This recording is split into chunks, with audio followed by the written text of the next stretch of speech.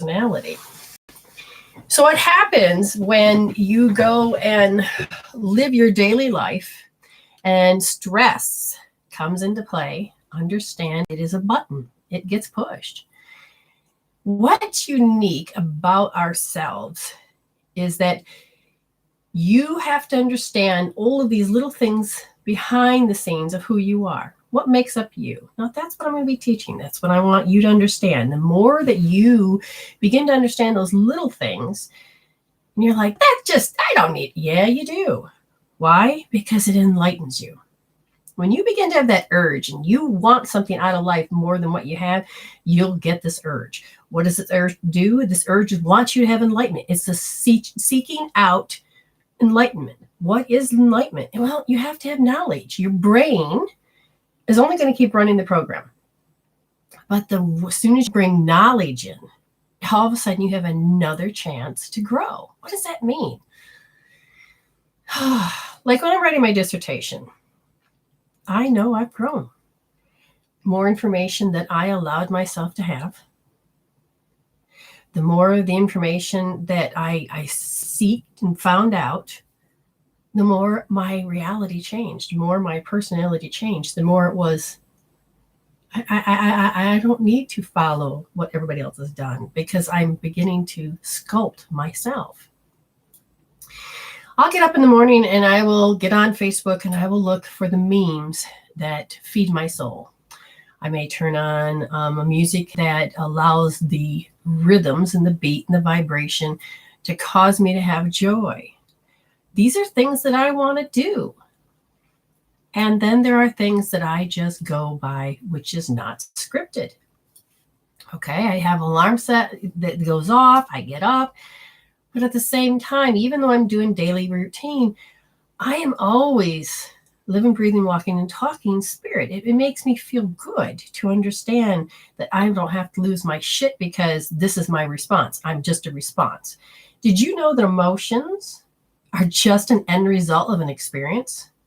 So you have an experience, okay? Good one. All right, you're going to be happy. You're going to have that end result of happiness. But what if your daily stress button gets pushed and it pushes you to the limit? Every day you're going to have the same reaction, and then you're going to build, and then you're going to build, and then you're going to build. And then before you know it, you have an accumulation of, I can't tolerate any more shit. Enough's enough. Now, sometimes we need those to change. We need those bitch slaps. But I've also learned you don't have to have those anymore. You can learn how to whisper. Amy had a couple of those herself. And, she's beginning to understand what I mean by just a simple whisper. And if she had any ideas, and I think she's frozen. Yeah, she ain't moving. Yeah, we were frozen. Oh, she's come back now. See, and it's important to remember your whispers and write them down, because if you don't witness, then you're not going to receive more. Looks like we're going to have trouble with Amy. We're not going to be able to keep her. What's happening? Anyways, she knows how to get out and get back in. I'm just glad everybody can hear me. Now, you don't have to lose it. It took me a long time to understand I don't have to lose it. Do I have to respond as a program? No. Do I look at life and I look through life through a different pair of eyes? I've done this with a lot of work, which means I've been there. I know what stress is like. I know when enough's enough. I lost my shit. I've done those things and my nerves can't take anymore.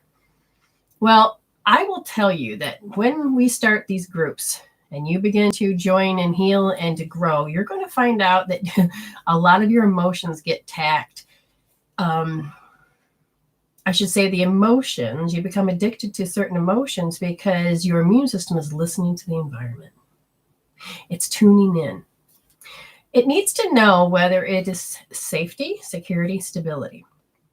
And if you have a lot of issues, a lot of things that are unresolved that will come to the surface, that are your own shit, it'll come to the surface. And let's say you've learned to handle those.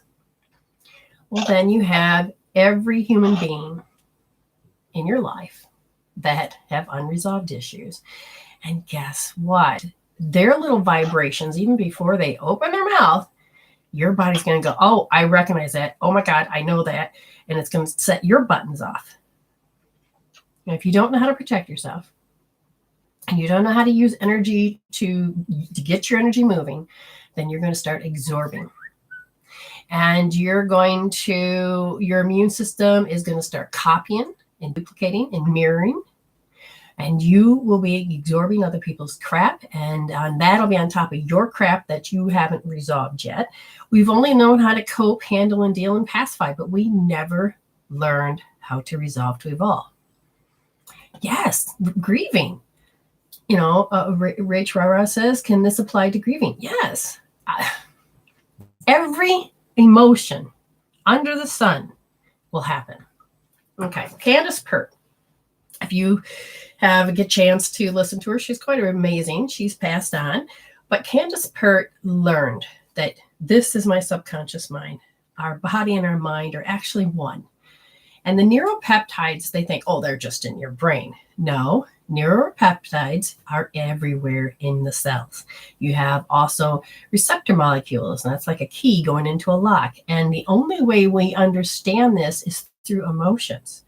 And when that vibration kicks in and it enters our consciousness, we recognize them as emotions, and they are everywhere in the body.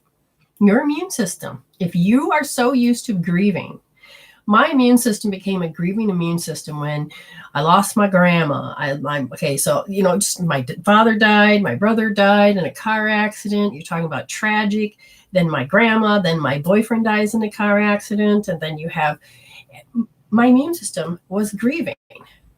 And that's because I could put a smile on my face and I could talk myself by overcoming, which I will teach all of you that you need to heal your roots, because overcoming, all it does is make you shut it off and suppress it. But your body is constantly talking. Okay, so I had a grieving immune system. So my immune system started to attack nothing. My body will sense, so everything's going to calm in my environment. But the event of when something happened way back when, depending on the temperature, the weather, the colors that I was in, the loud sounds I was around, anything and everything to do with our sensory system, it is marked. So I could be sitting here and all of a sudden, oh, the wind's blowing. Well, that day that my boyfriend died, the wind was blowing. Okay. My subconscious mind recorded it. So every time the wind blows, I feel uneasy.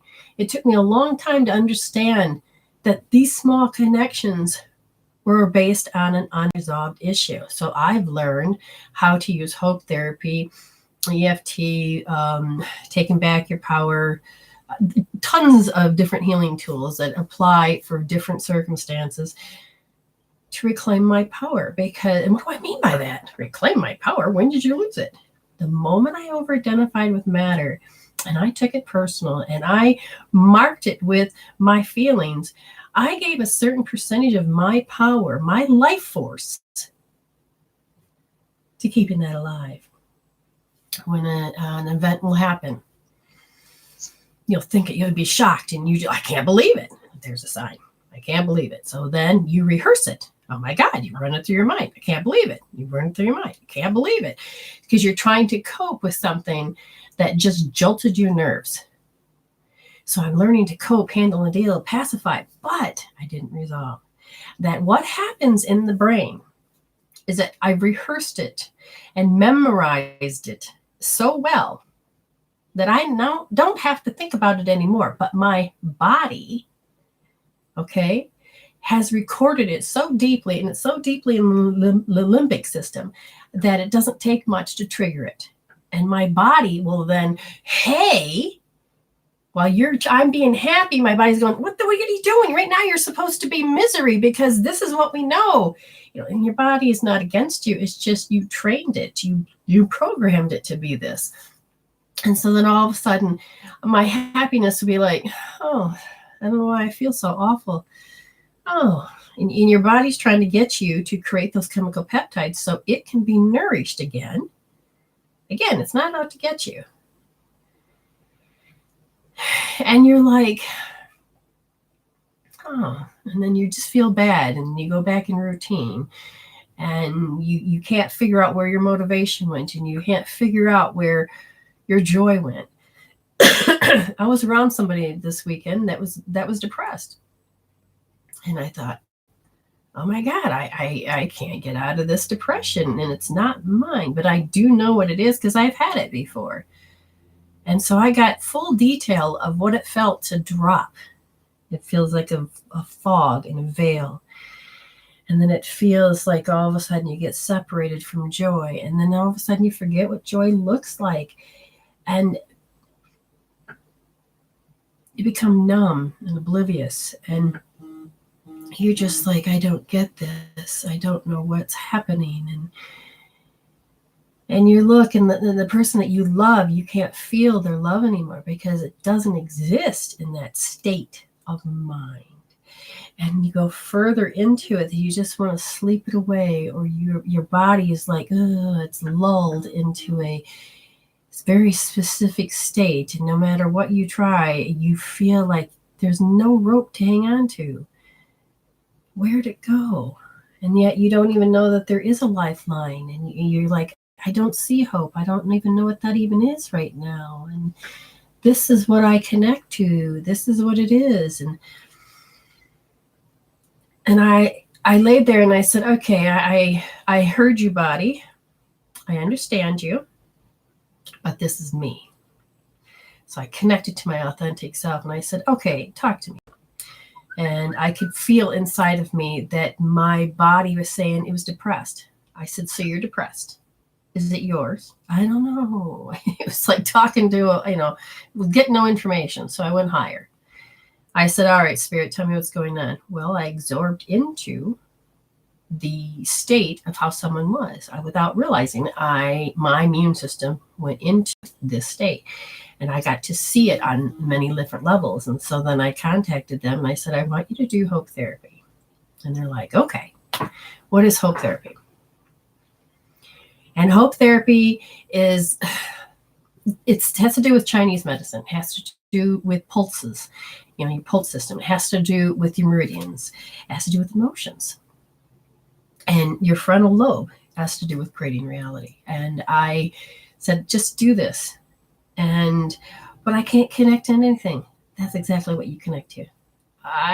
That's exactly what you connect to. And then feel the body. You keep going and you keep going. And all of a sudden, that scale from 0 to 10, 10 being this is, oh God, yeah, it's 10. And then it starts to change because you're an electromagnetic being. And when you put your hand on your forehead, even if you did nothing else, your blood is electromagnetic. And you bring that blood back up to your forebrain and you start to get out of stress. What does the forehead have anything to do with stress? Everything. 80% of the blood leaves your forebrain, goes into fight, flight, freeze. And just this alone creates an electromagnetic energy with your blood in your hand, and you start drawing that blood up. Now, here's an amazing thing. Because the blood gets to swoosh around in the frontal lobe that creates reality, there is what's called glial cells, Glial, glial cells. And it's like a vacuum cleaner. So every time your blood comes in and starts changing the way you think, and you no longer have to hook into stuff. It'll be like leaves that fall or branches that fall because you chose not to rehearse and memorize and keep them. They fall, and then the glial cells come in and clean them up. So you don't have to keep putting that in the long-term memory. And your brain becomes happier because the left side of the brain is where the happiest place you can be. Is if you can light this up on the left side of your brain, you will create more happiness. So this is why we do a lot of healing with the brain. This is why we do a lot of healing with the way that I do this. This is why a lot of people do one-on-ones with me, because we go in and I just follow the track. And I say, do this, this, this, and this, and this. And all of a sudden, by the time they get done with it, they're like, oh my God, that's better. Amy can testify to that. Oh God, yes. Then how so? Every time I've done hope therapy, I always feel 100 times better than I did when we started. And so you can totally feel a difference. Oh, yeah. It's hard to explain it. It's just kind of it's a feeling. When you start out, I mean, you're in high beta and I mean, you're bawling your eyes out or whatever. And by the time you're done, what the hell was I so upset about? See, that's the remarkable thing, is because it has a hold on you and you think that you're forever falling into the pit of hell and that you're never going to find a way out of it. And then this is not going to work. And you've convinced yourself that this tool is not going to work because you've tried many things in the past. And I can tell you, it is such a relief to know that, yeah, I may be in this hell, but I'm going to use a tool. And as soon as I use that tool, all of a sudden I start to come out. Now, Amy, would you say it takes more than one time to do a healing? Like, for instance, when we're working on one specific thing, yes, hope therapy, working on that can take it down to 0 and it can show up differently, but not the same. But when you're right, she said right. Now, when you're working on a subject, which is different than that moment, you have to retrain yourself with your thinking. Is that correct? That's very correct. You have to. I've retrained myself to catch, like when I'm texting somebody and like, oh, it's gonna kill me. It's like, no, it's not. It might hurt, but so basically you said, is that true? Like the flippant words of, oh God, that's just going to kill me, turned into, wait a minute, that's not true. Yeah, it will hurt, but what other words can I use? Oh yeah, that wasn't really good feeling. I mean, you learn to train yourself without you going so far deep into it. Is that correct? Yeah, it is. Yeah, I've been doing that. I've been doing that a lot lately. And so it becomes easier to train, right? Oh yeah, it is. It's a lot easier to catch it. And even speaking. Yeah, that is true. Okay, so like when you are working in a daily life, you didn't even know half of the stuff that was happening to you. I mean, like you'd say, you started learning that when you have a physical symptom, you're like, Brenda. And I'll say, do this. I feel better, thanks. And then you started noticing that it was emotions, but it was just also nasty thinking, even flippant thinking. You didn't even realize that was catching you off guard. And then I'd say, do this. Uh-huh. It's so important. It's amazing. It is very important. You can't just do positive thinking. Now, I'm all for positive thinking, flipping the script, but I know that if you don't take care of the roots, you're only going to train yourself to put a Band-Aid over the boo-boo and you're still going to bleed everywhere. Amy, has your life changed since June? Oh, most definitely. And I mean, pretty much everybody who does not fit in my vibration has either fallen away or just kind of, they're on the back burner. And like, even family, it's like, I haven't talked to some of them since last year. And do you miss them? No, I don't. If I would have said to you that where you are today, and I told you before all this healing, would you have believed it? Oh God, no. And no. and if I know, okay, I just know that if I told you that if you did this and this and this, then you probably are going to lose some friends, or you'll have to change certain things, or certain things will change, you probably would have held on to your habits and your comfort zone and not giving it up? If I would have known before, probably I would have held on to that. But I am so thankful that I have it, that I did do the healings, and I'm so much happier. So, for instance, you get a lot of psychic reads from people. So I had a friend come over, and this was years ago, and they did an astrology thing for me. And good thing I was open-minded. But they said, oh, you're going to have trouble in your 40s, and you're going to be clear in your 50s, but you're going to have to go through these rocky things, and you're going to have to lose some family and friends, and you're going to be going through some turmoil. And you know what scared me the most was loss. I don't want to lose anybody, because in my mind, I loved them. No matter how much abuse I was getting, which I didn't know was abuse at the time, you can't tell me I'm going to lose my family and friends, that I'm going to get a divorce or any of that. What are you talking about? And so I fought in the beginning to keep some of this, but then years went by and I watched how it naturally progressed.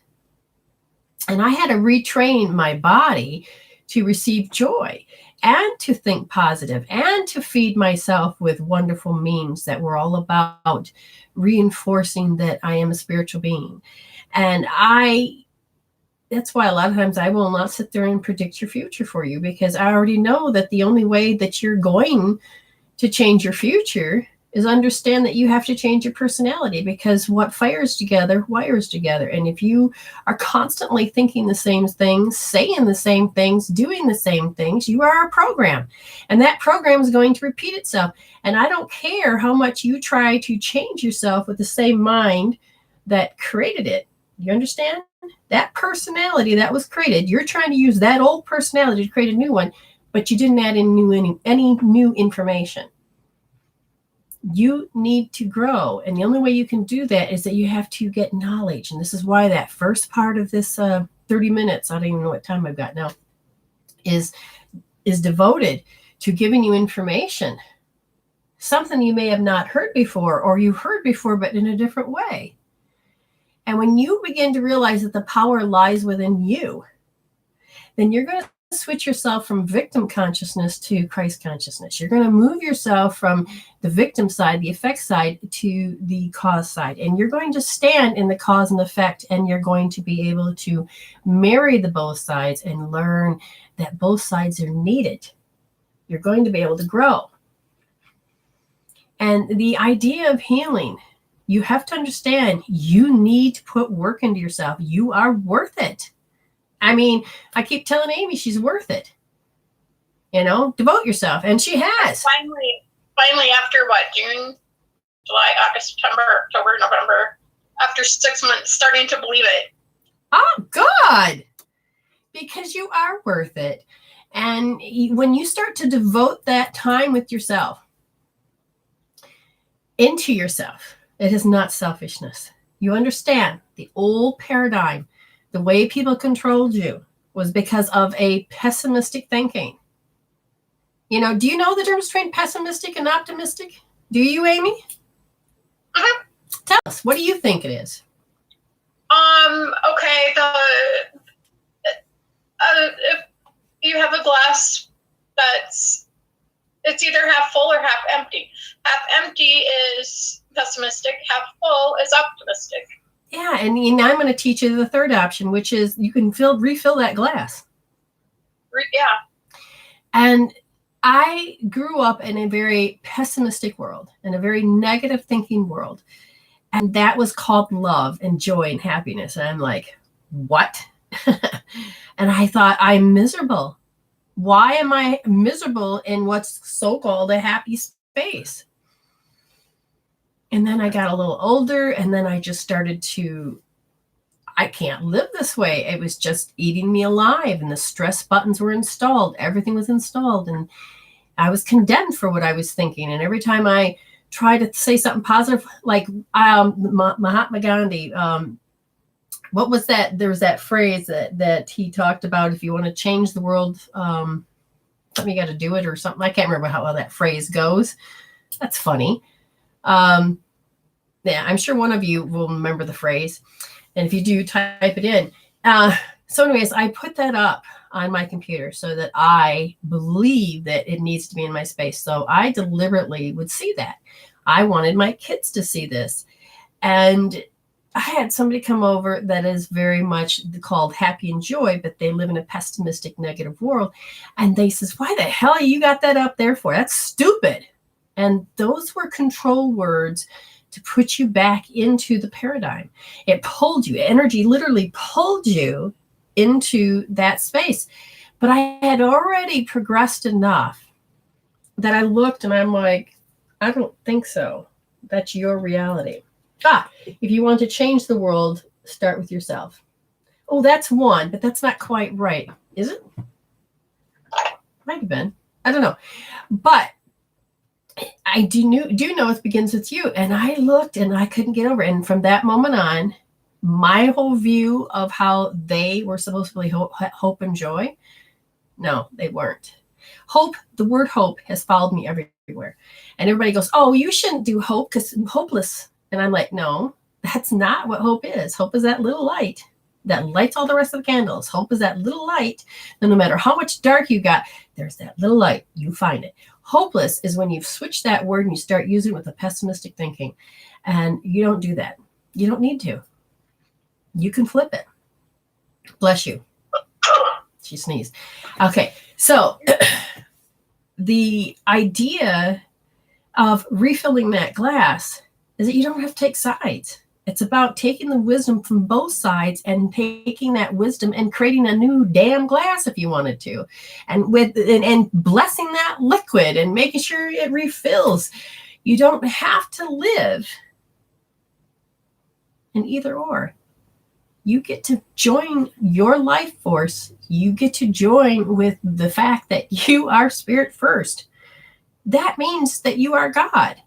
You are not the God because you have a soul recorder and you chose to take personalities and you chose to do this route and you chose to do this. You are a mirror image of the real thing. So God is playing you as yourself. And God says, well, whatever you say, your wish is my command. And it's not just a new age thing. It is very simple, a mirror consciousness.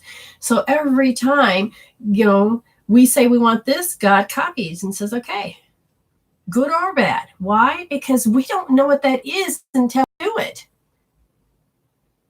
We have developed quite a bit of understanding what isn't love.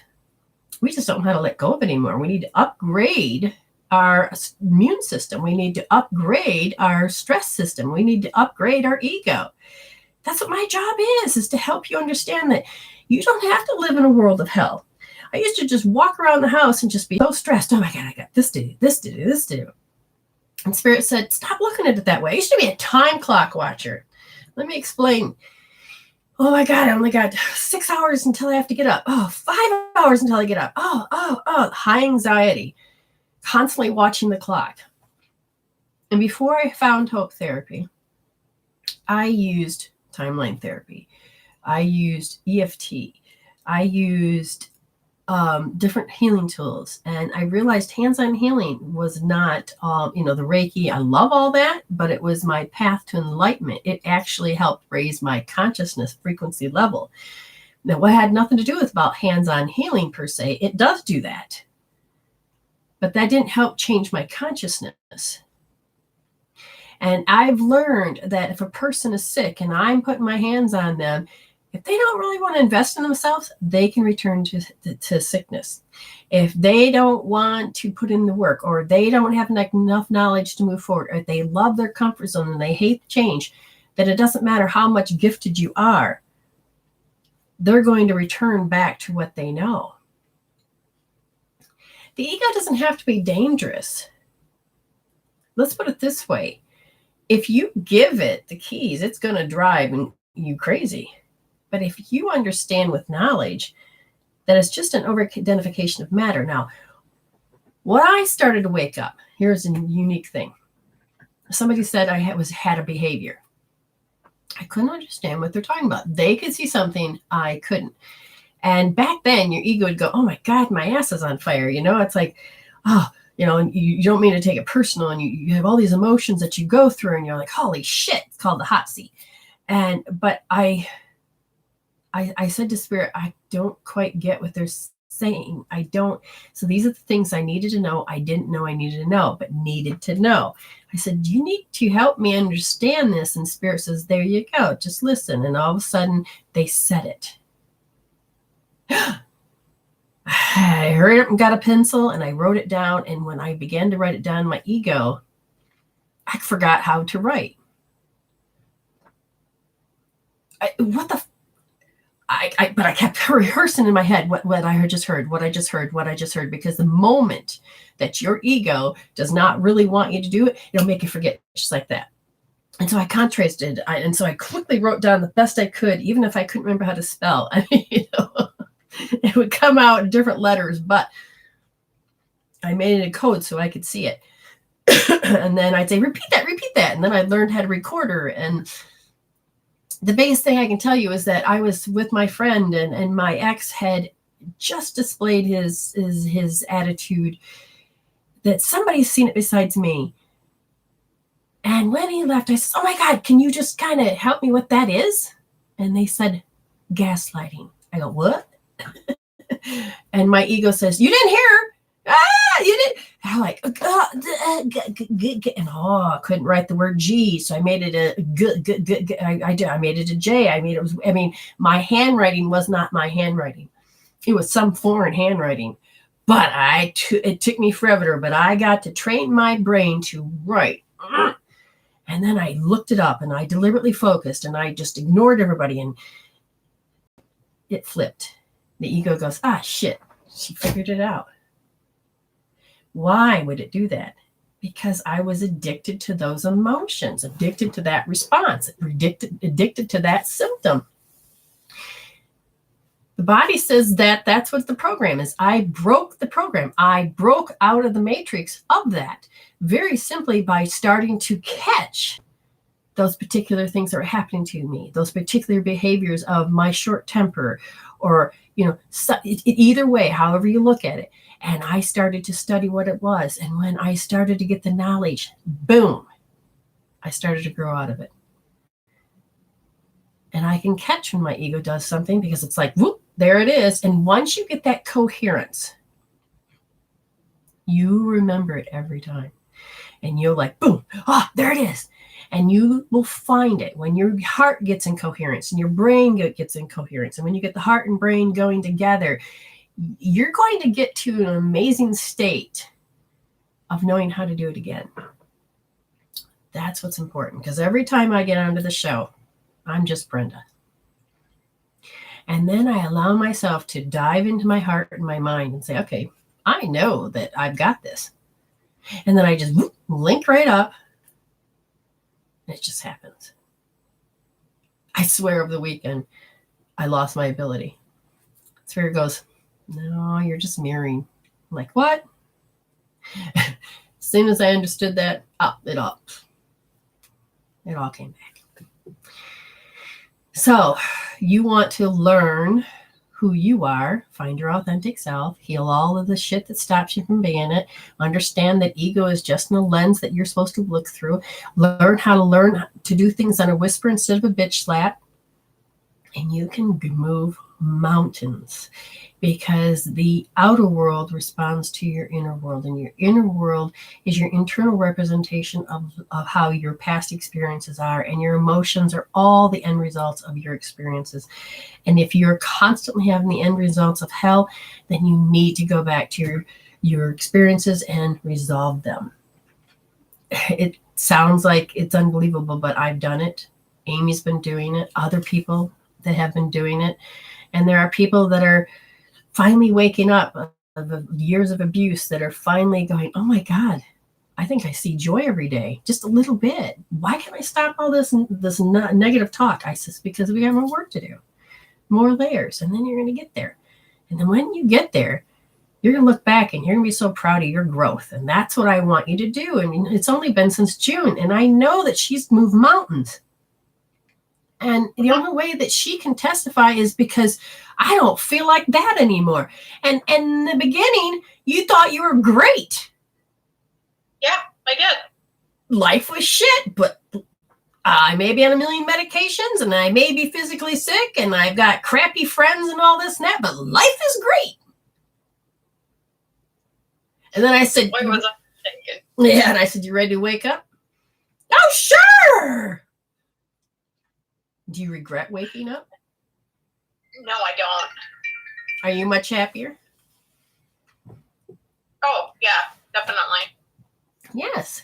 And it's so important that we do this. Now, you all know what to do. Share away. We want this message. We want these truths. We want, not just because I can do a reading, not just so because I can do any of those things. I want you to care about yourself. I want you to care about other people. We are ready to lift consciousness. And the only way we can do that is by believing it in ourselves and sharing it with others, and then learning how to do this and demonstrate. So in January, I believe it's going to start in January, we're going to start off with some small groups. Yes, they will cost, but not a lot. And you're going to get these little things. I haven't quite figured out exactly what they look like, except for I know one is going to be about healing. Okay, you're going to learn how to live in this world. So it's about searching for enlightenment. It's about learning how to empower yourself. You're going to see all of these little tiny informations that is going to come through. You're going to get little live classes, and the group will be able to become a community. And you can talk, and you can learn how to heal each other. And I will come in and say, okay, let's look at it from a spirit point of view. I will help you do what you need to do for your growth. And some of you are like, oh my God, I'm losing my shit today. Okay. You're going to learn how to do certain things. Now, I haven't decided the rest of that because I do soul coaching, and it's $2 per answer. And you're like, well, that's expensive. No, it's not. Sometimes some people will do hope therapy and they may talk to me 5 times. That's $10. And you maybe took 2 hours to work on it. It's your time. What do you think about that, Amy? Oh, yeah, that's awesome. I mean, to be able to get the healing done, but, well, say you find out what points you need, and then say something comes up, well, you can come back to it and heal it. And then once you get it down to where you think it's 0, like last night, I don't remember what it was, but I had things going on and I healed in between. And after, I don't know, a couple hours, I texted Brenda, what's this point at now? It was at a 4. So then I went to sleep holding that point. Yeah, and it's your pace. Now, some people I like the education that you get with it. That's true too. I will have people that will do the 2-minute $2 coaching. They're like, okay, I don't understand this. And it sounds like a very astronomical question. Oh my God, it's so huge. And then I will answer back maybe twice. Oh, they're so enlightened just by that, and $4 for getting an answer. And they have taken to that next step, and they've just stopped their life from spinning out. And they feel good for the rest of the day. And in that healing alone wasn't about holding a point. It was just being enlightened. What does spirit think? What does spirit do? You'd be amazed and of how your life can change once you start to dive into this. Okay, it really is important. What am I drinking? I'm drinking, it's a concoction of coffee, cocoa, the bittersweet cocoa, with cinnamon. Oh, yummy. It is.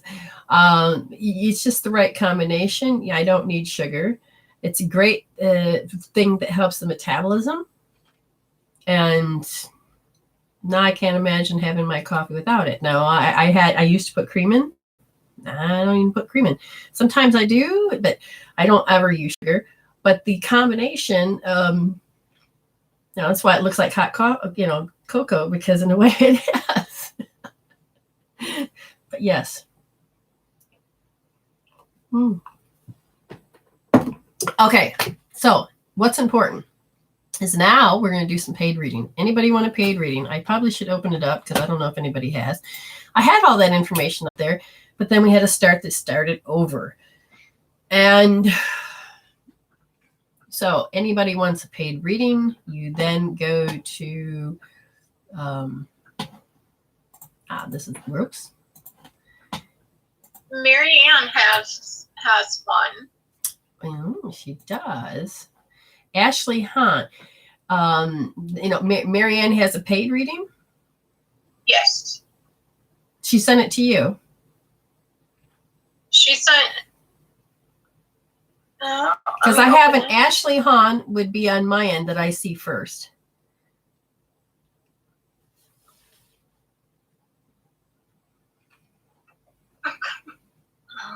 Stupid computer. Oh, that's right. Last time we had problems. I had to go directly to PayPal. So this is what we're going to do. We're going to find out if there's an issue already. But anyway, if you want a paid reading, it's $9 for 6 minutes. 6 minutes, you can get a lot of good information. I'm going to also do something else, and it has to do with using cards. I like usually using my book and just booking it out. But Spirit says there's a couple things it wants to do different. And I was practicing. Yes, I did. And I was doing a reading and I'm like, who's this for? And it was for Amy, but she didn't get it. Oh, what? Oh, well, eventually I know the cards will come back up again, but it was just funny. I'm like, hey, I know who this is for. All right. So the only one I see that's paid is Ashley, HAHN. And so we will go with Amy. You also paid, and is that correct? Yes. Okay. So you paid yesterday, and then we have Ashley.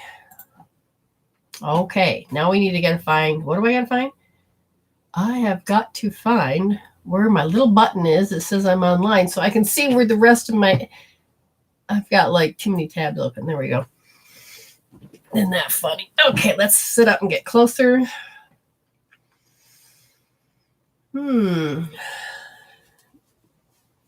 Okay. Let's see. Oh, Tina must ask a question. Amber did answer. She says Brenda does healings. She asked spirits to help her get to the root of. Yes, I do. Very good. Yes, that's true. And I show you different ways to heal. Thank you, Amber, for sharing. I appreciate that. Very important.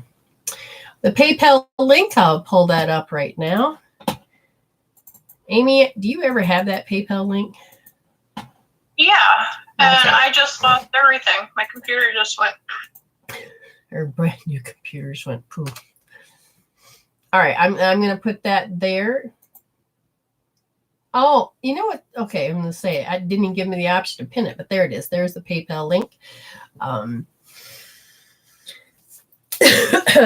Ooh, that was an interesting switch. I don't know what that was all about.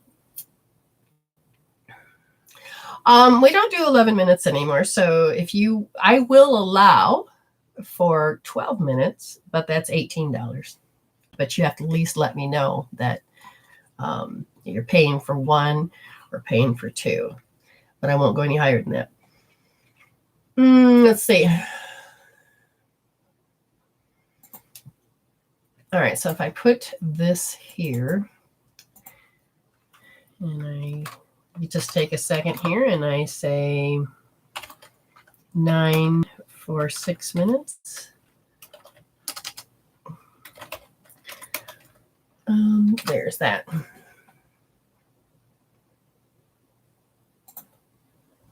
There.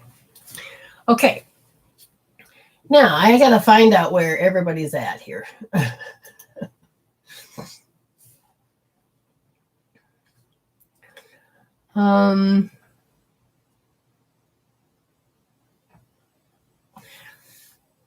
Amy, you'll be second. If I can find where she went. And it's, if you want to call, you can call in. I'm sure I have it turned on. Come on, turn on. And yeah, so if you wanted to call in, you could. You have to be friends with me on Facebook first. And let's see. We have Ashley, and then your Amy, Ashley, Amy, BJ Road, and then Sonia. Okay. All right. So who's trying to? Oh, okay. So Ashley, are you there? Marianne, if you're still on, would you please check your messages and respond to me, please? She just said, hi, Brenda, let me try it again. Okay. So Mary Cowley, we have you for, so Ashley, sweetheart, what would you like me to talk about? What would you like me to address? This is where you get to interact with your for your 6 minutes. You can call, we can talk like this, however you want to do it. I can't remember if we're friends or not. So as soon as I find out. So Amy, you're up next. You're going to think about what you want to ask, even if it's simple. Or, you know what I need? I feel a little blind today. Hello. It's so funny. There's days when I feel perfectly fine, and then there's days I don't. And normally I would teach you. Oh, I one of the groups I'm going to have is it's all about just healing tools and teaching the step-by-step healing tools, asking the questions. You get to dig in deeper. And let's see, we have also Vintage Bay 2000. That's Tammy. I don't see you, Leslie. Just double check your end that it didn't get over there. It shouldn't, but yes, you did. Thank you, Tammy. Yes, thank you for letting me know that it was twice. Okay, that's good. Good to see you too. Okay, so I'm not seeing Leslie. That doesn't mean nothing, though, when it comes to PayPal. That's what I've learned. Okay, Ashley. Ooh, we have some people on the other side. Oh, I can hear them. They're like, scrambling. What are you scrambling about, guys? Oh, but it's funny. See, now here's something. Leslie is right here, but it has not shown up. Oh, we can't allow. So I gave somebody sent me a check. You remember that? So we have to say no to her when she tries to, unless she pays me cash and then double, because she canceled it. So I gave her a free reading, and it wasn't even meant to be free. I trusted her, and so I did it, and then she turned around and canceled the check. So that did not.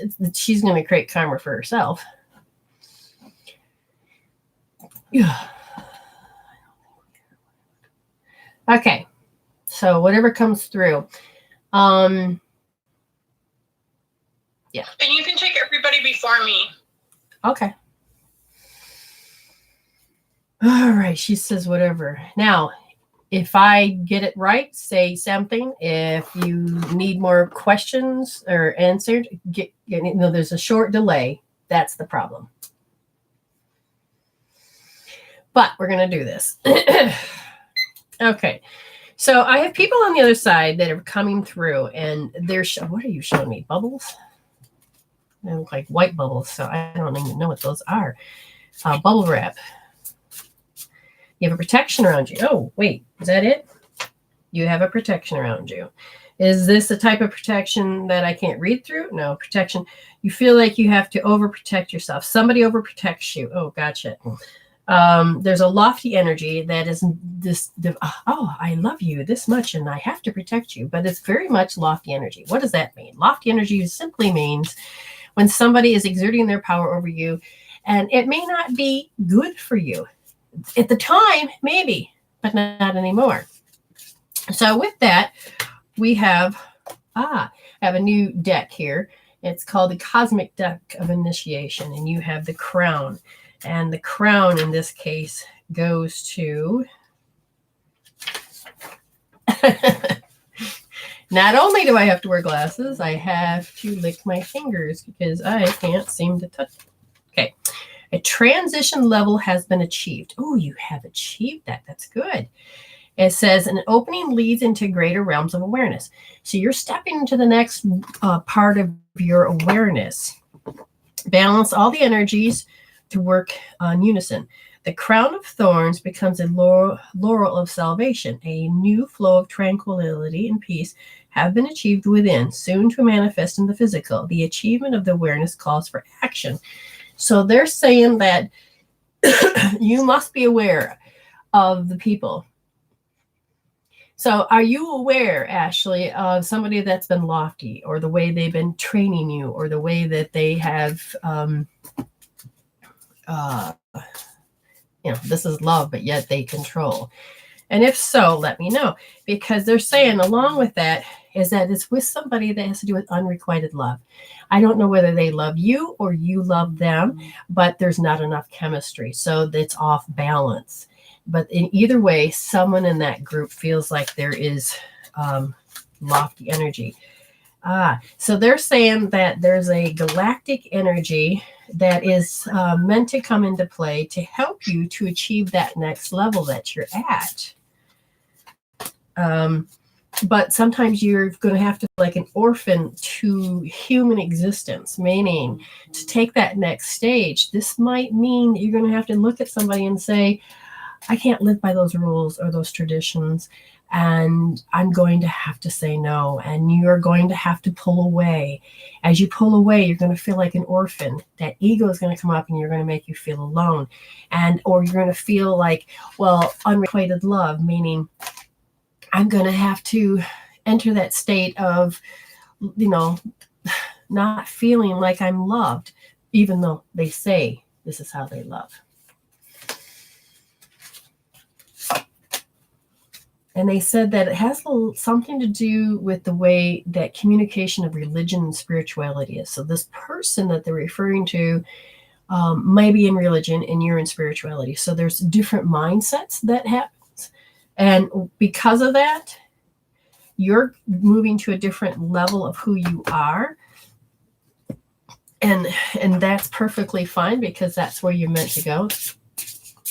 That sounds like me altogether. I have been always walked to the beat of my own drum and never been traditional. Good job. Well, you're ready to take the next step. And it says that the Empress has to do with time to act upon your plans. Creativity is reward, luxurious or abundant resources. You are ready. You are ready. The only complication will be this particular emotions with this particular type of people. Is it different type of people? Is it one in particular? Yes. Male? Yes. She has cloudy thinking. So they're saying you have 14 people. I can't decide which one is which, because right now there's only one person step forward. And they said you have one person that clouds your thoughts, and it's a male. And you're learning to wake up from the illusion that they know it all. And you're ready to move into that space that says, my voice does matter. And they're saying that you really need to take a leap of faith, believe in yourself, listen to your heart, do what gives you joy. So they want you to take that step, because now is the time. And I'm just looking, because they're trying to tell me that you have this, again, they're saying you have a bubble wrap of protection, and I don't quite get what that means. So out of the 14 of you that are over there, is grandma there? Yes. Okay, she shows me a pair of slippers that are under the bed. She says, but then she tells me the word unworthy. Do not put your slippers under somebody's bed that deems you unworthy. Isn't that interesting? And she says, you've been noticing heavenly signs from her. If not, start paying attention because they're going to come in threes. She says, you're starting to notice things in twos, which is good. She says, but you're also noticing the end of an error because that end of the error is saying that you don't have to live that paradigm anymore. You don't have to be that woman that needs to be controlled or protected all the time because you already are protected. You've got, 14 right now that are very much there to protect you, if that makes perfect sense. Okay, the next person is BJ Road, and she has, looks like you paid for 2. Is that correct, BJ? BJ, where are you? No, she didn't pay for 2. She paid for 1. When they send it across, I never can see what they're talking about. Oh, well, you have a lot of people over here. And again, they all can't come up through once. So I always have one person be the representative to talk about it. And they try to all talk about one thing so that it's clear and not crazy headed for me. If you like what you hear, tell people, pay it forward, and write a review. That helps out. So, BJ Road, where are you? We're going to skip Amy. Amy said to move on. So, BJ Road, tell me what you want to talk about. And after BJ will be Sonia. Sonia, you can, be ready to tell me what you talk about as well. We have Leslie after that, Vintage Babe, Marianne Miller, and Barbara O'Sullivan, and Rhonda Griffin. Okay.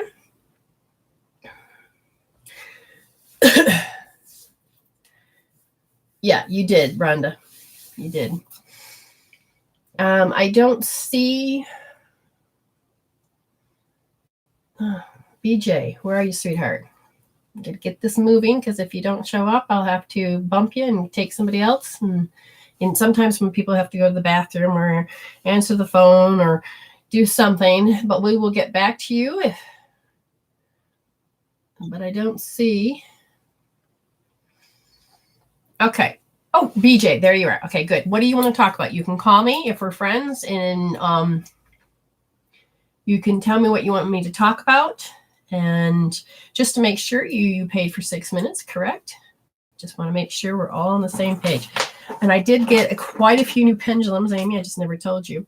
So here's my new one. It's got diamonds on it. If I hold it still. See? Isn't that cool?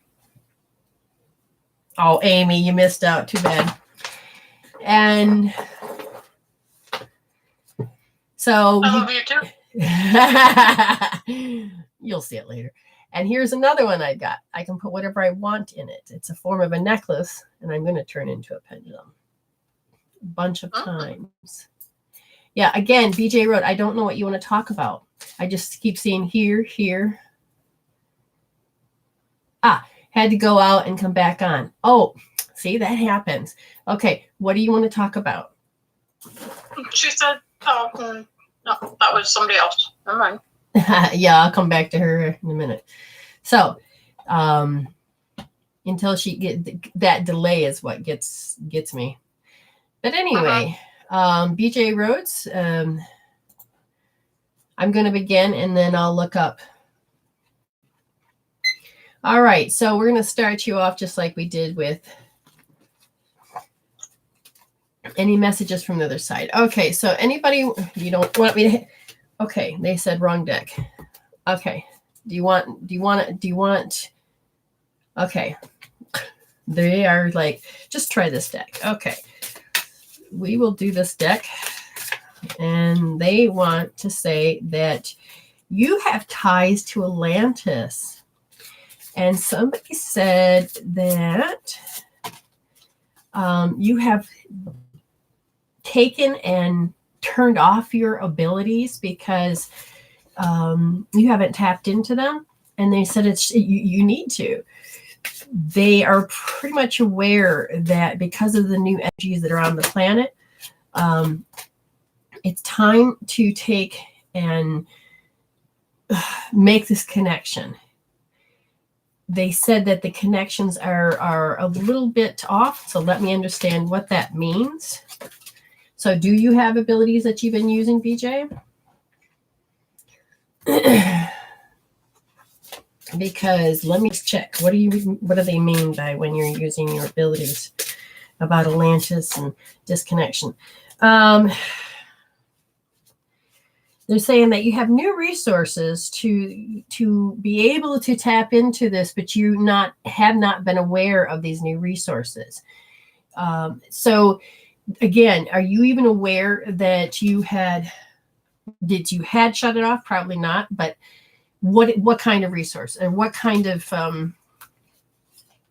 abilities? And if you're not even aware of what those are, understand they're saying that you have started noticing higher awareness, and this higher awareness has caused you to bring the ideas in and help act upon your plans. So if you wanted to be creative, then all of a sudden you'd start doing it. It was a simple act of beginning to trust and know that begins to take you to that next level. But when you go to think about it, you're like, huh? And she says, good, I've been noticing. So let's take it from the higher aspect of it and see what we've got here.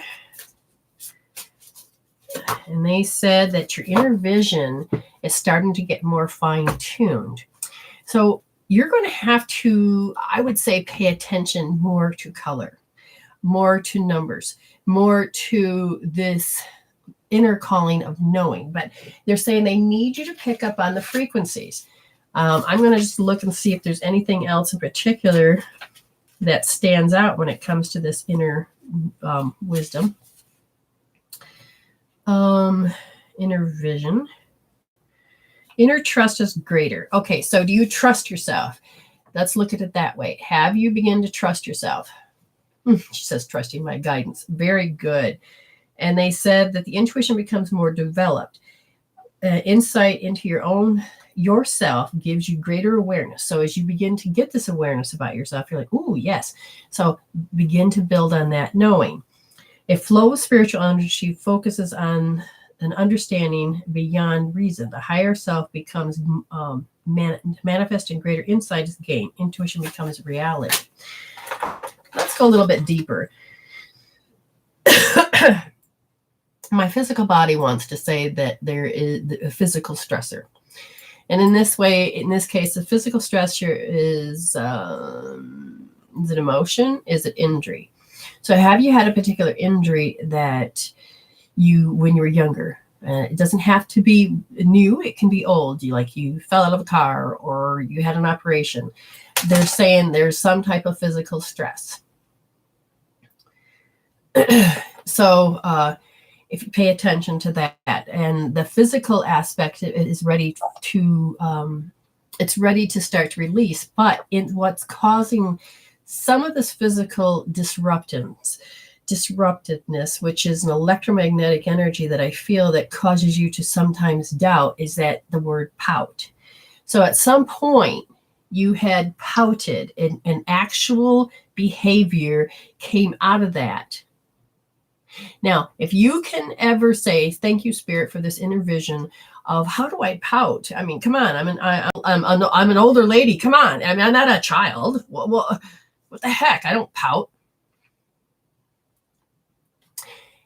If that is in your younger self, notice that, and with grace and ease, you're going to come into agreement, or you don't have to. But with grace and ease, it's shown to you with Spirit that says this is how you pout at the age you are now. And you're going to catch yourself, and all of a sudden you're going to get this greater awareness. You're like, oh shit, I do this. What the? And then you ask then, do you still want this personality? This is where then you can use tools to tap it out, take the emotion off, which means to dissolve the chemical peptide that's making that happen and creating the symptom of behavior. But all of this can change. And they're saying just having that greater awareness. And they said, remove the guilt, because guilt seems to control you. And if you begin to aware that this emotion does control you, you can get a handle and say, no, it doesn't have to. And you can tap it out because you're going to get wisdom from it. Don't think, oh, I just have to have guilt and that's how it motivates me. No, you want the wisdom from it. You don't need to keep something in there, if that makes any sense.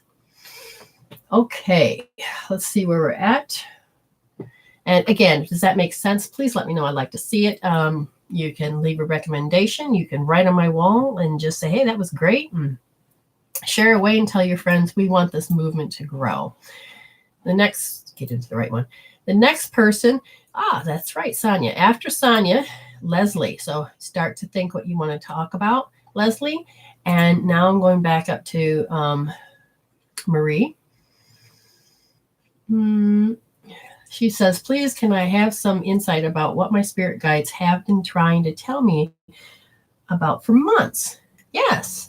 So I remember to put her for 12 minutes because she paid for that. All right. You've heard what Marie wants.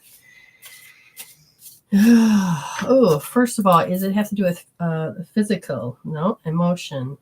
It is a stressor and it is chemical. Are you talking about a physiology response, or you're talking about microbes, anthropods, metals, chemicals? We're talking about a chemical reaction that has to do with a symptom. So the symptom is very much you make yourself incompatible in a situation because you don't have any other way to know how to handle it. Okay, so let's take that a little bit further. Find out what is it you've been talking about.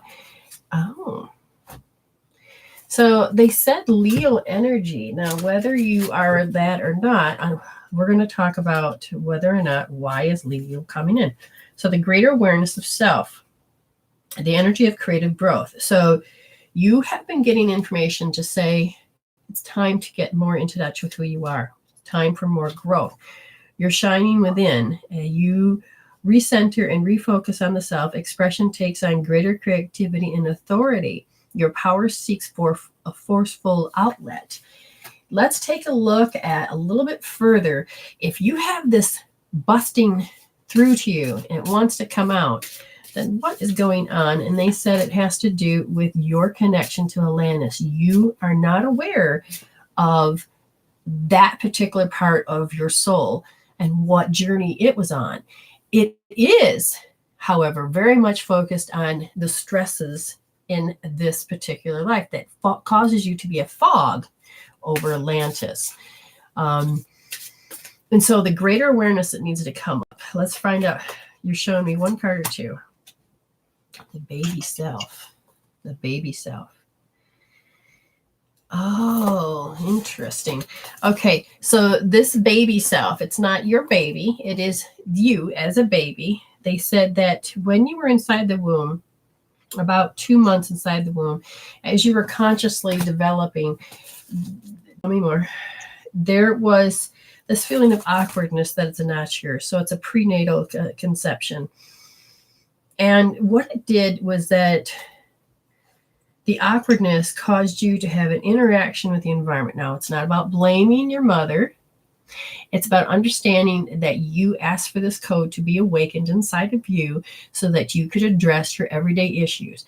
Your everyday issues is that they're asking you, your soul is asking you about awkwardness. How do you know it? Do you even allow yourself to know it? Do you even know what awkwardness is doing? They said because there's a lot of shock and a lot of guilt where all of a sudden you are overwhelmed and you long for something better, but you suppress that joy of yours because you have to come into this commandment because your awakenedness says, No, we have to go back to. If I ask, what does she have to go back to? And they said that it goes back to a particular outcome. You have to act and give this particular outcome every time.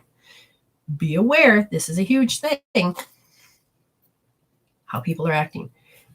They want a particular outcome, or you know that you have to go into a particular outcome. What are you doing? Pay attention. You know, do you have to become submissive? Do you have to become silent? Do you have to lose your shit so they can be happy? Are you around somebody that's masochistic, sadistic? You know, what is going on? And this is where you have to notice that it's not just a habit. It is, you are meant to go into a particular outcome. Now, should we remove this prenatal conception? It's not the same as to clearing this out. They're saying that this was a soul trigger for you. All right, Spirit. Can you tell me more about this wrong deck? No. Wrong deck. Okay.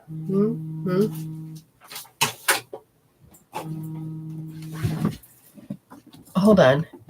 Oh, it just ignored that. I thought it was her. It's not. Oh, maybe it was. Huh? No, I was trying to figure out who called me. No, it was just something else. Is this deck? No, not this deck either.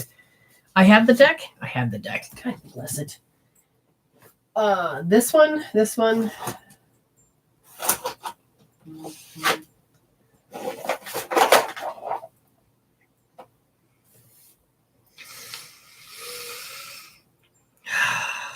Okay.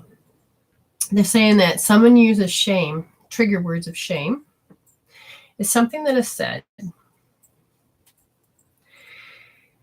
And all of a sudden my back will, so this feels like your response, that all of a sudden you're aware that you've taken offense.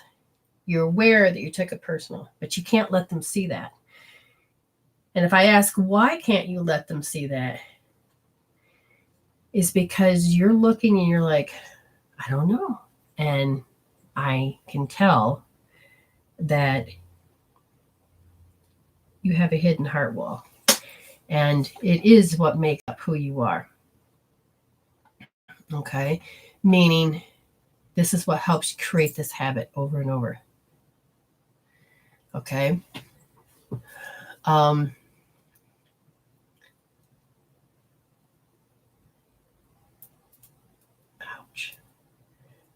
Something to do with pain, putting up with pain.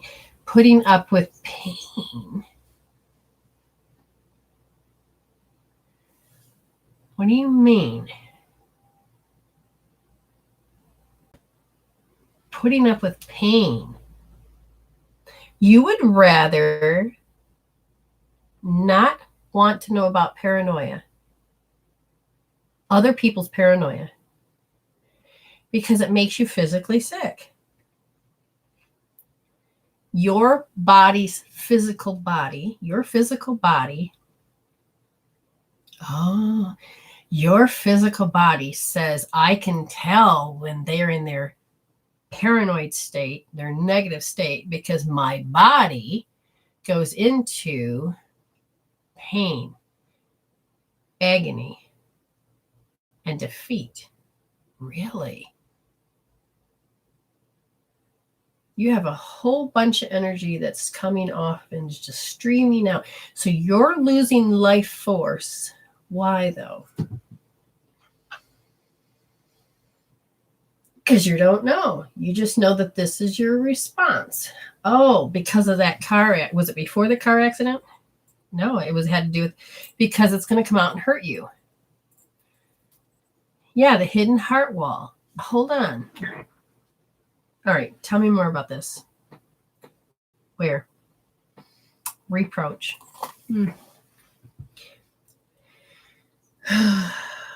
This is all connected. Reproach. So let's say I want to approach Amy. So I can approach Amy. Amy, be nice. Hi, Amy. How you doing? Hi, Brenda. How are you? I'm fine. Okay. Now, be a bitch. Hi, Amy. How you doing? Yeah, I'm okay. Okay. Now be real bitch. Be mean. Hi, Amy. How you doing? What do you want?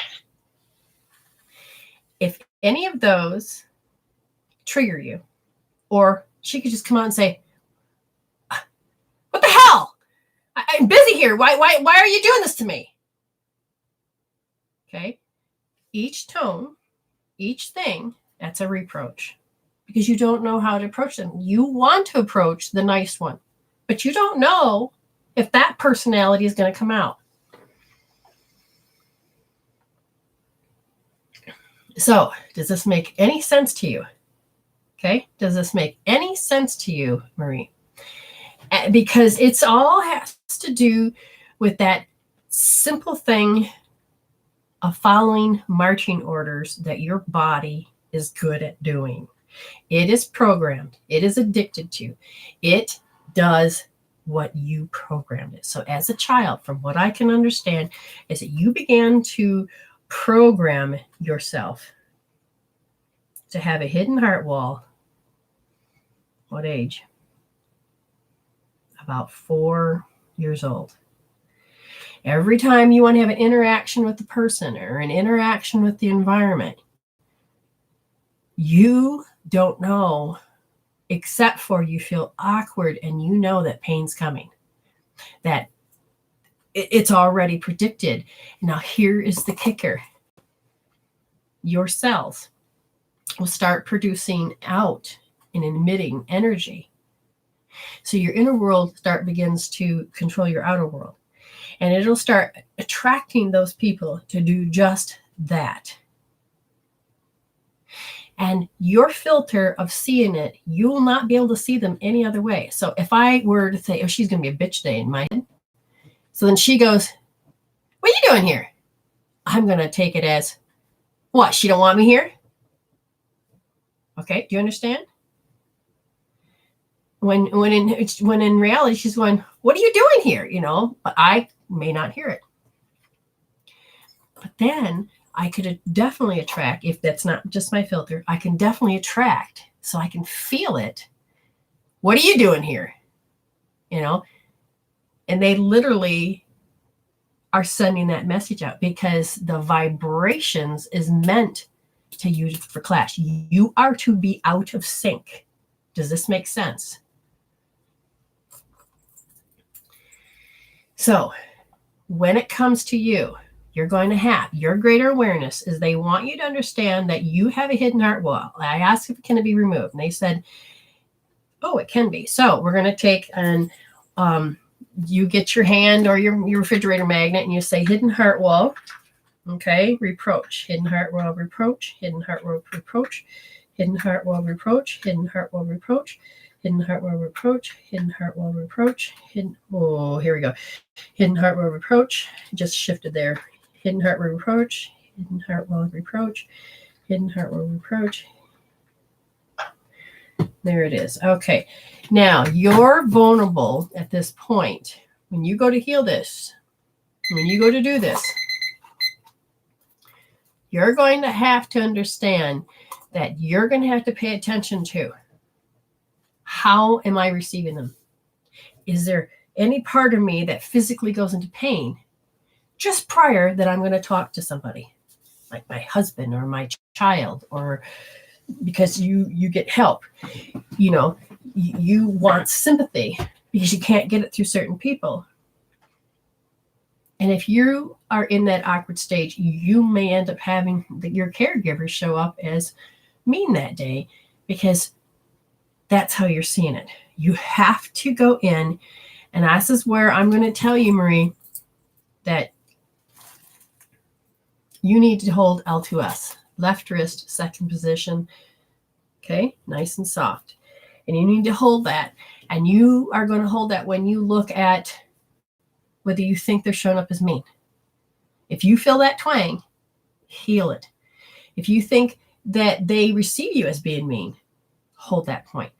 I want you to hold that point on many things that have to do with approaching somebody or they approaching you, or if you're like, I approached them and they're a bitch. I want you to start removing the stinger, okay? She got dizzy. Okay, now I want you to just understand to breathe it through. You're going to be fine. My hair is falling out.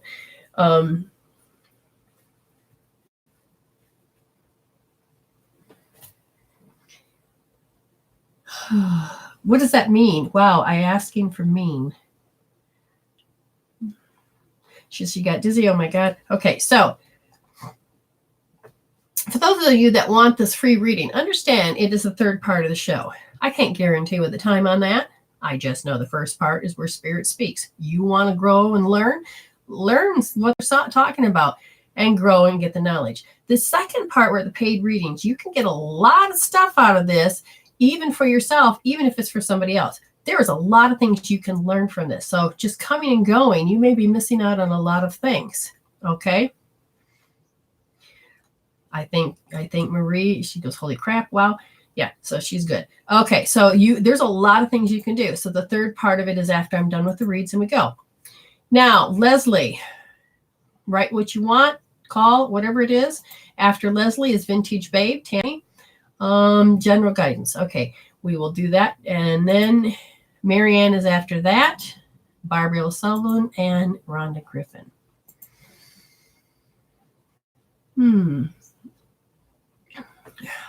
Okay, as we wait for Leslie to, where is she at? Oh, there she is. What is it you want to talk about, Leslie? Now, I emailed you. Can you read that? Did it come to you? Yeah, what is coming up for me this month? Okay, so that is what she wants done. Okay. Great. I just didn't know if that was oh, guess what? I found where that other email went. Oh, interesting. Okay, I got to remember to go to that page too. All right, so I have to get back over to the page I was on. Here we go.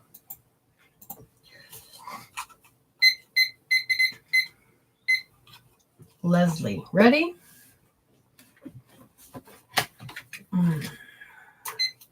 What is it that's going to be coming up this month? What is this insight that you'd have besides throwing my cards onto the floor?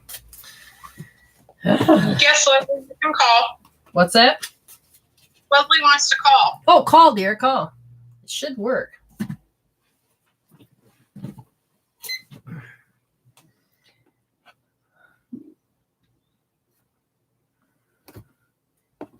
Well, what the heck? Says that it's on. Clear. Well. Aha. Come on, pick up on the right one. And guess what? It's not coming in. Uh-oh. I'll have to try to answer it through this then.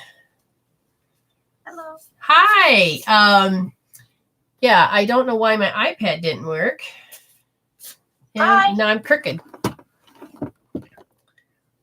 Okay, hopefully I didn't lose Amy. But anyway, oh, there you are. No, I'm still here. We're frozen, but that's all right. Okay, so Leslie, we're going to talk about what's coming up this month. Is that correct? Hello? Can you hear me? I can see you. Can you hear me? Huh. I don't hear you. All right, look to the lower left. No, that's not missing. Okay, shoot. I don't know what to say about that. I think it's because, Amy, you're going to have to hang up and then come back in. Okay. I'm not sure exactly why my iPad did not work. Let's go back to this way and see what happens. Oh, hold on. Everything just shut off. I still hear you, Amy. Where are you, Ames? Oh, just stay there. She hung up. Oh. All right, this is not going to work. Oh, that's definitely not going to work. Okay, that, I don't know why my iPad did not pick up. The phone should be working, but the phone didn't pick up. Oh, finally. But there's no button to say hello. This is funny. I don't know what's happening. I'm a little confused. Shoot. Any messages from my mom? How about if we do that? All right. I'm not sure what's happening. We will go from there anyway. So I'm going to ask. She says she wants to talk about her mom now. Okay, we'll look at that card in a minute. She showed me about something about ballerina slippers or ballerina. That's what's coming through to me. She says something about the stars and you had hopes and dreams. And then she said something about she watched hormones come in. And then she watched, I see raindrops or tears. Then it's like something happened where a dream could not come into play. Does that make sense? She says, pay attention. She says, the Pisces card that she pulled was coming full circle, returning to source, the drawing together, finalization of birth, a well and has run deep. Understanding comes through faith and intuition and calls for involvement. She says to notice that, okay. She says to notice that you had dreams and then everything said that you couldn't have them. And now it's time just to find those dreams, to find them, to be the dreams. Be. Oh, that's strong. She says that you have a tendency to go to what you know, and that is to be emotional. And she says, and the emotions get into the way of hearing or seeing or knowing me. She says, okay, which one is it the most that seems to? All of them. It's her response. Any particular, okay, before that? Oh, did you really just make my pendulum fall apart? Wow, that happened. Amy, are you still there or did I lose you? Gotta get Amy back. Turn the pendulum, turn the thing on. Notice that your mother is saying that things fall apart. You fall apart. We don't waste information. You fell apart. You fall apart. That falling apart causes you to resonate with that energy of sadness, that you can't hear that frequency. So it's like when you're tuning into a radio. You're not going to be able to tune into the radio on 99.9 if you're over on 107.3. You have to fine tune it in. And they said that the thing about how you see, now they're saying that you can't even connect. Okay, let's go a little further. Oh, they're saying there's a part of you that says you want to connect in your head, but deep down in your body, they said that there's a part of you that feels like you're ashamed of yourself. Have you recently thought to yourself, oh my God, my mother is going to find out all my dirty secrets or all the things that I've shamed myself about or all of the things? Because she says that doesn't matter. It doesn't matter. Just think about this. She says, so how you've looked and ashamed yourself, how you shamed it, how you've done this to yourself. You've got to decide if you want to follow that And keep doing that, because that's going to keep you from your gifts. That's going to keep you from your mother, and that's going to keep you from. But even though you say, oh, she knows everything, you've had shame. Is that true? Because the vibration alone is going to be the root that's still there. If that's the case, which it is, how strong is it? Oh, it's a habit. Yes. It causes you to repulse. Tell me more. She says you don't trust yourself. You're in your head. She says you don't go and get into your knowing and your faith. And she's not talking about, oh, praise God. No, faith is that it's a knowing. Like, I know that no matter what happens to me, I can always tune into spirit. It's just a knowing. I knowing my name. I know. She says having faith in how you know, just like how you know what shame is, how you know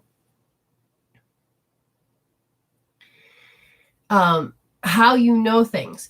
Interesting, says can't update, and so you can't update. It says to reinstall. So I find that interesting. You have blocked yourself from growing, and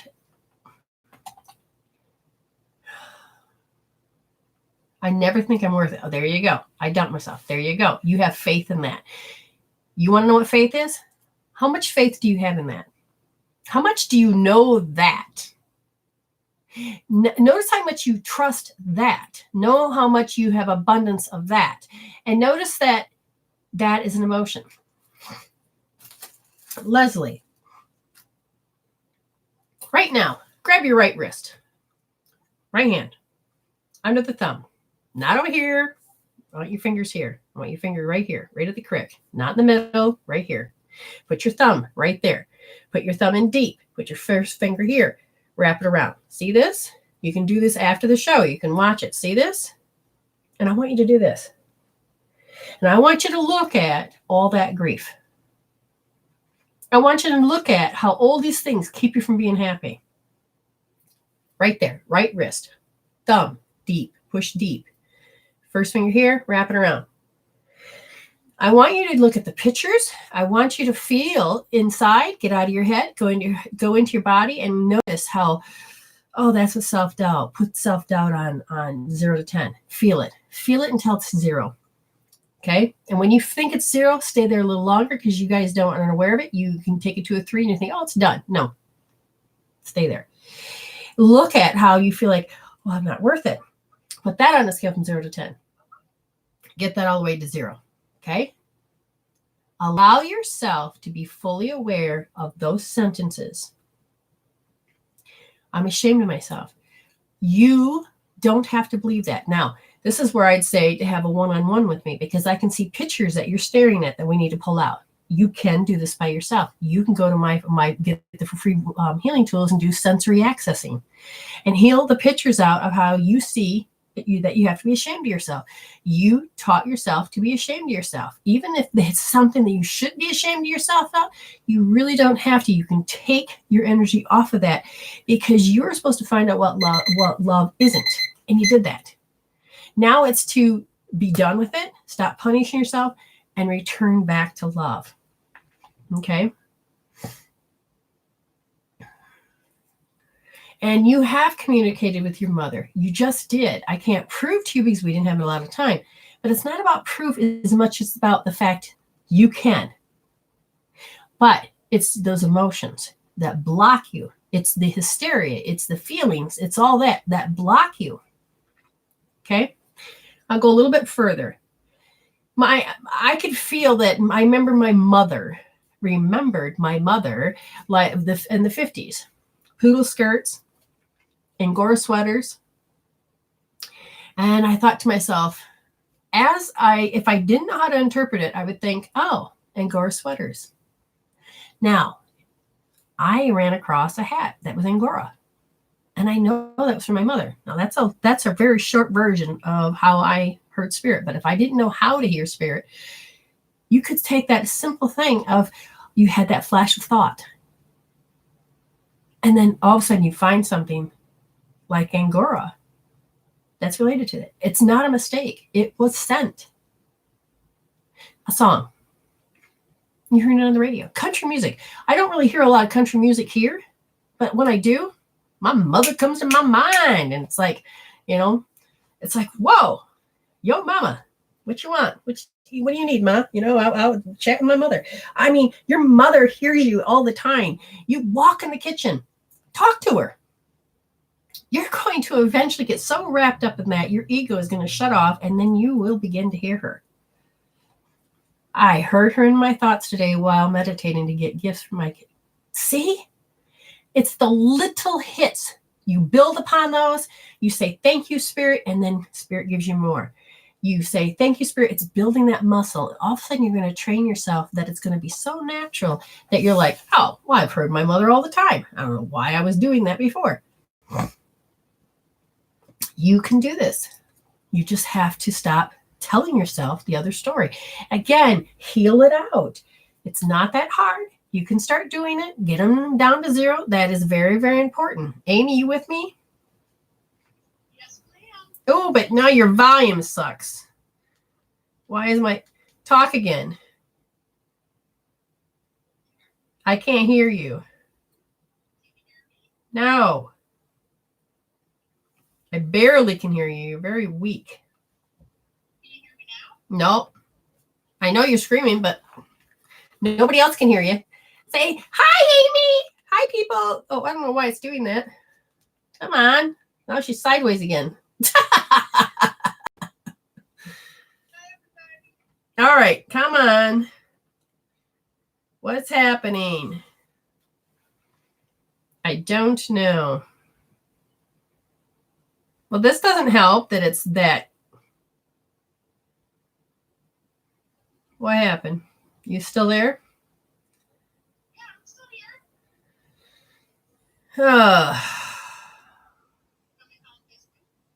Yeah, do that. We're going to have to end this.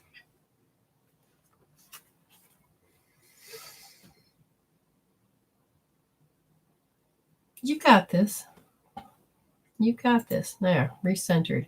Okay, Vintage Babe. She says general guidance, and if anything pops up. Okay. Ooh, it's going to be a fun one. I don't know why, but it's going to be a fun one. Oh, hold on.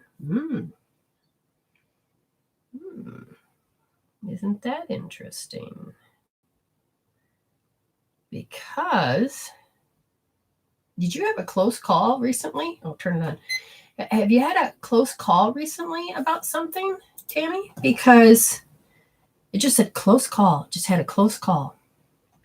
I'm going to stop this just a second. Just to let you know that 2 more people wanted a service, which was Cecilia and then Michelle. Oh, Michelle.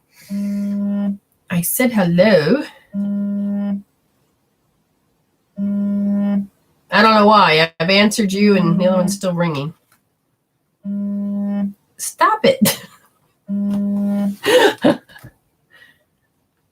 Okay.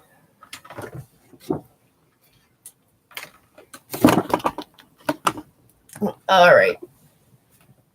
That's so weird. Okay, start her back up again. A close call. She says hello. Oh, yeah, we good. Not that I'm aware of. My daughter responded, but that didn't go anywhere. Was it that?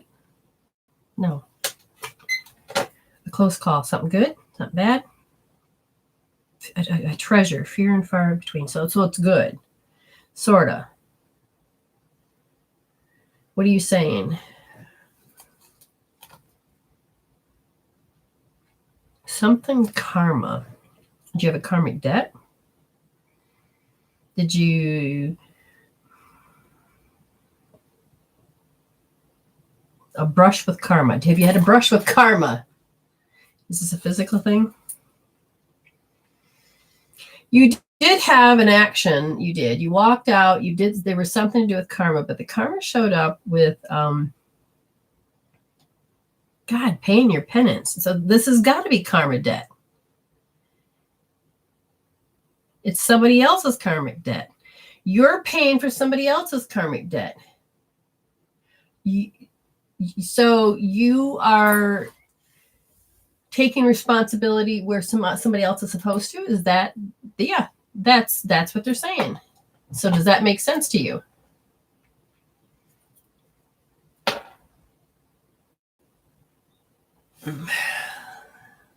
Because I'm not recognizing it. That makes sense. Okay, so it must be 2 comments.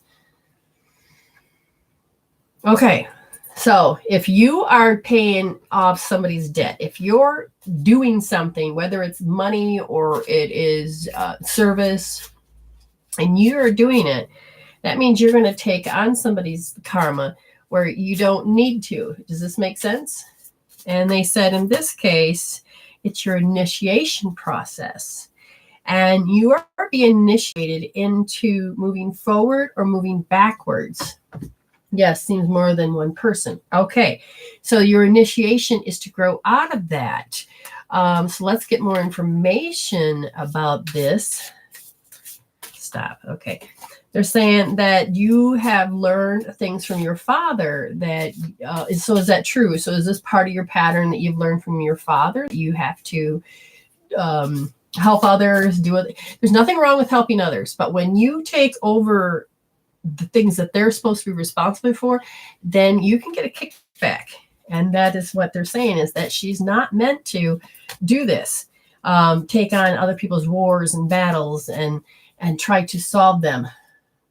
She says, I'd like to be done with it. I've been trying to see how any of this was mine. Well, it's not. It was, but you have taken it on, which means you said yes. And then if this is the case, you've decided that, oh, I have to. Nobody else will. Is that true? Just think about that phrase just a second. Oh, yeah, I'm beat. Okay. You have got to learn to say no. You've got to learn to recognize when. So do people talk and somehow you end up doing it? Or have you decided that this is the way things are done because that's the way my father did it? My mom, my daughter. Yes. Okay. You've got to step back. Just think for 1 second here. If I didn't exist, how would they live? If I didn't exist, how would they live? Would they die? Would they fall on their face? Or would their first, second, and third chakra go, oh shit, I got to scramble and survive. Oh, we'll go with this person. We'll do this. I learned a long time ago. I had 2 people in my life. Okay. And they're saying that maybe you have to take on and be the father image. Even if your father didn't step up, maybe it's an act of, and a father in this case can be the fact that energy of a yang is that it is meant to be not aggressive, but the act of doing. Okay. So you think they would die, but I can guarantee you they wouldn't. How can you guarantee that, Brenda? Okay. Glad you asked. Let me tell you how. Your first, second, your third chakra, it is designed for survival. Okay. And if it was push come to shove, you would hurt you hurt the person you love the most just to survive. I have watched my family in some form when they had to be going taken to a nursing home. They turned around and were so mean to their child. I mean, viciously mean. This person would never be viciously mean, but their survival mode kicked in. Their self-preservation kicked in. And if your family has learned, oh, let's lean on mom, let's lean on my daughter, let's lean on them because you took on that yang energy that I can solve it.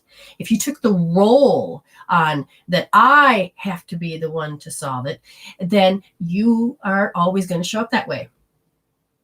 Choose, yep, I'm dealing with both. And they're saying that your initiation process is to step back and learn not to do that. Learn to let them fall.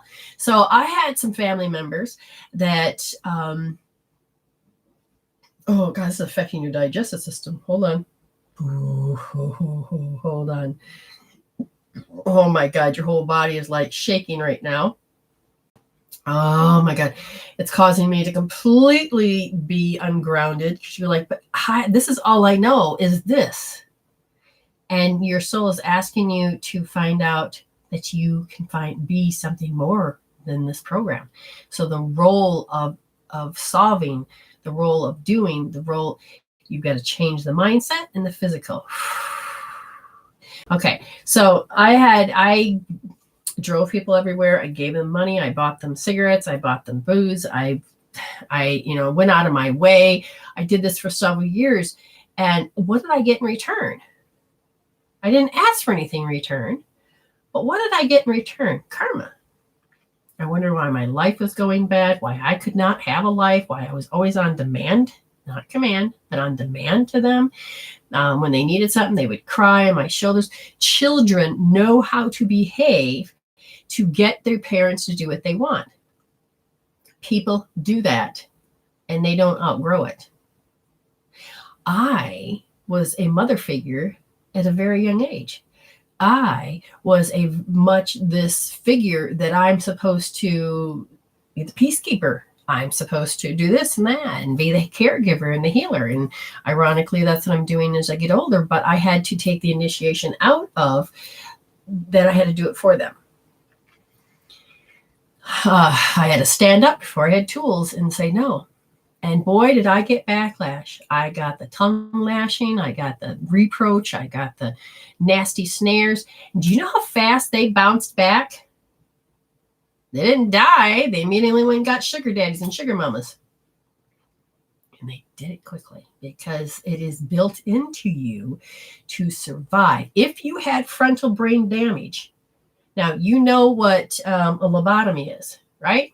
A lobotomy is they go in and they swipe that frontal part of your lobe, which then eventually causes you not to feel, create your reality, take care of yourself, feed yourself in any form. This is why the people that get lobotomies are always in hospitals, because they don't know. They don't have that connection anymore to know what the next step to take care of themselves.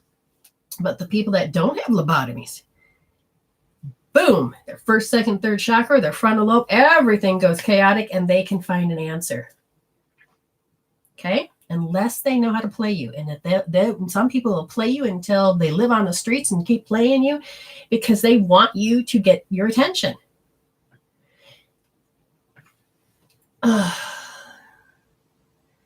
She's gotten to the point where she's legally responsible for your mom. I'm a wreck, barely surviving. Oh my. Daughter still keeps granddaughter from me. Planned attacks using my mom now too. Okay. Now that we understand this, what would be her road out of this? Understand how you're controlled. They says you were controlled by awkwardness. You literally have controlled yourself to be in that state by, oh God, I got to show up today. So you have to define what your awkwardness is. Plain and simple. What is your awkwardness? Okay. And you have to decide what that is to you and how you're going to do it. Because if you want to get out of this and you want your sanity back, first you're going to have to calm down the high beta.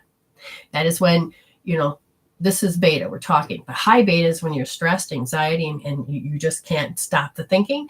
You go to the worst case scenarios. You feel like you're going to have a heart attack. All kinds of issues. People don't carry it in their chest. They carry it just in their stomach. And I feel in a way you may carry yours more in the stomach or the lung. No, stomach then goes up to the lung. Okay. Your reality keeps repeating in this fashion. You have to begin to learn to do this. Calm down those thoughts. Get the blood back up. You need to go on and find that free website or free healing tool I do that's called Stimulating the Vagus Nerve so that you can begin to calm down during those moments. She says lung and heart. Yes. And then you need to go and start defining what awkwardness is. As soon as you begin to feel it, what does your body do? And then you need to begin to heal out awkward. Okay, plain and simple, awkward. They say L3S. And this is what your nerves do. This is the bladder meridian. You cause yourself to become in paralyzed will. When this happens, you feel inefficient. You feel that all of a sudden their energy becomes superiority. And then you have this self-justification of what's going on. And you get very much convinced that you have to do it. But it goes back to, and this is where you're going to look for it. That's what I have to do. That's what people do. That's my role. No, it's not.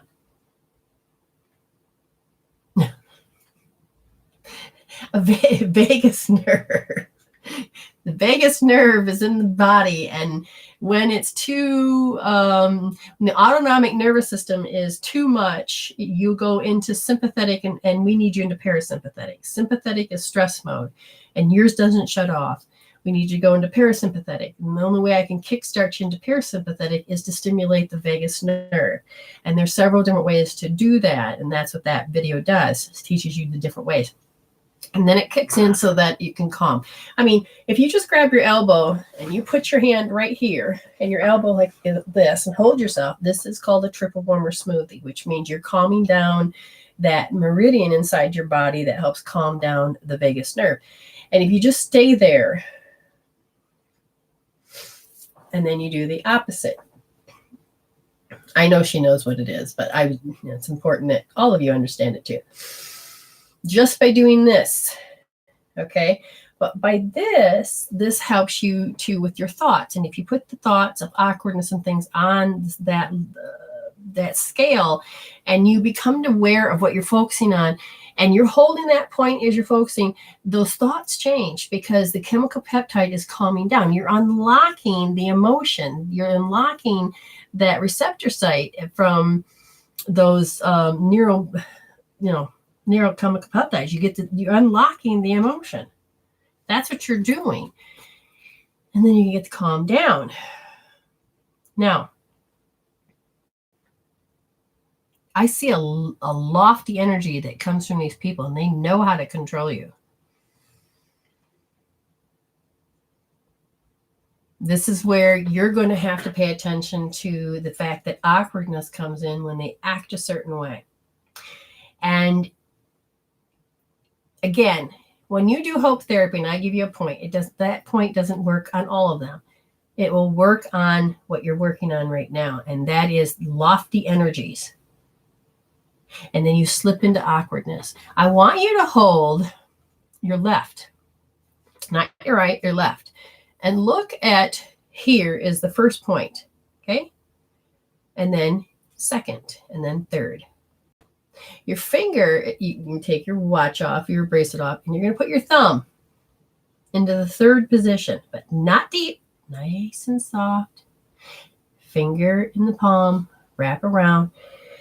And I want you to just stay there and feel and put what is lofty energy. Even if you can only see it and feel it and know it, give it a 10. And what's going to happen is that you stay there until it's 0. You stay there until it's gone. Because there's a part of you that knows it's coming, and that's why it's awkward. And then as far as to begin to remove the awkwardness, you still... I would tell you that you need to this is the fun part. You just put your hand here and here, however you want to do it.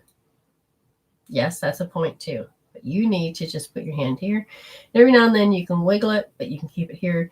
And you think of awkwardness. Okay? You're going to get yourself in a situation where you're going to see it. And we're going to say, thank you, Spirit, with grace and ease. You don't need a bitch slap. And you're going to see it, and you're going to say, okay, I'm going to take this for myself. But first, calm down your nerves. Okay, do the smoothie, do the breathing, whatever it is that you need to do. Calm it down and go into the next part of yourself, okay? And that is holding those points. Get them gone. It's weird because I do that organically sometimes. And see, the thing is we are all healers. We just don't realize that we're doing these things, okay? We just have no idea that we're doing these things. Okay. Hopefully that makes sense to you. And, oops. And anything else? No, we're good on that. All righty.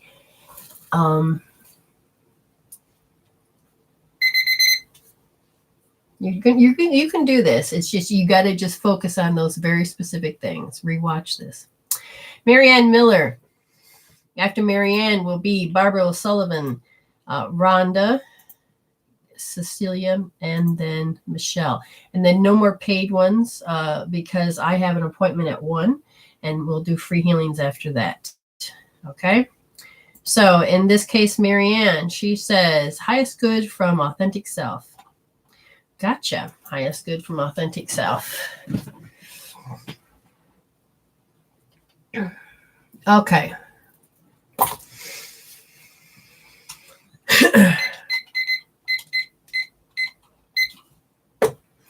Marianne, highest good. Where is she at? Whoa.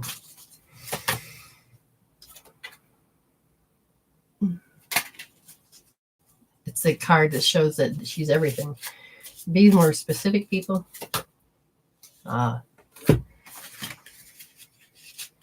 Okay, so the first action is to understand.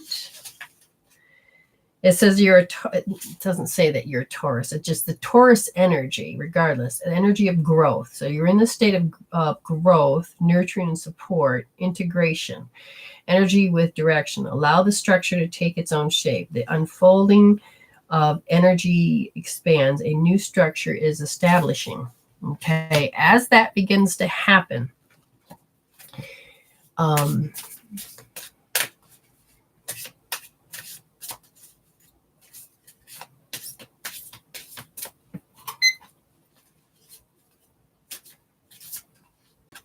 Amy, what's this thing about a crystal?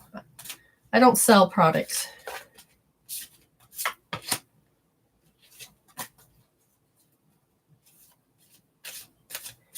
And I gave BJ Road a reading already, yes? Oh, I can't even hear your voice. What the heck?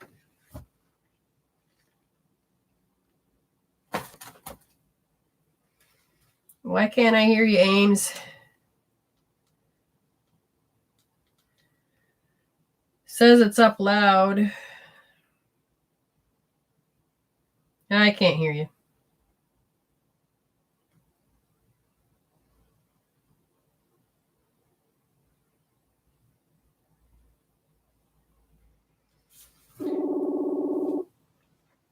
I don't know what's happening. Talk. No. My volume's working.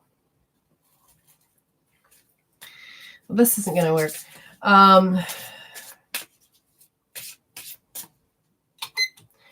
Now, Marianne, one of the things that I see that you have authority figures.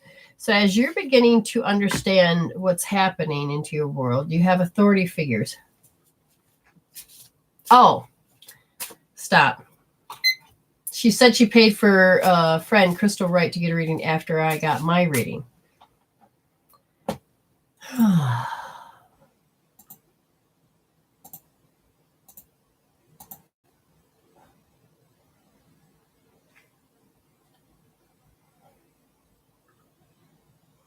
I have one payment from BJ. It was $9. So how much did you pay, BJ?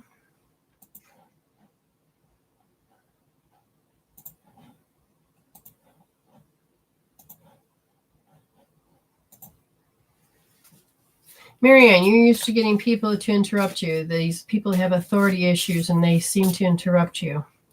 That I can tell you. I can see that already. This is why this is not by accident. So you have somebody in your life that is that likes to get the squeaky wheel, that likes to get the attention first. And they seem to have authority in your life. So just pay attention to that one. BJ, I'm sorry. I don't see.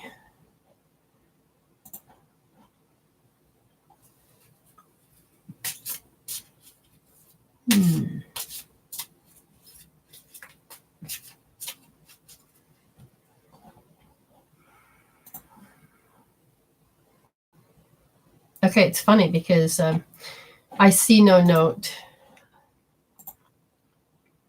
Amy, you can't seem to connect. I don't know what's going on there. Not being able to. This is interesting. Okay, so this somehow has to do with solving BJ's. But Marianne, what is this? Can you see how this somehow is like a miscommunication? Something is not working properly here about this. I'm going to go over here.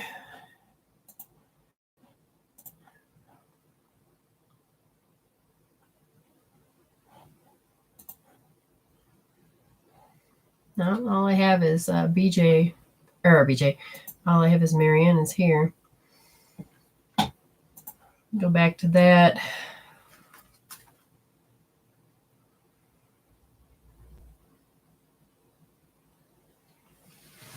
This is very odd. No, I don't hear you at all. All right, I'm going to shut the phone off. Start again.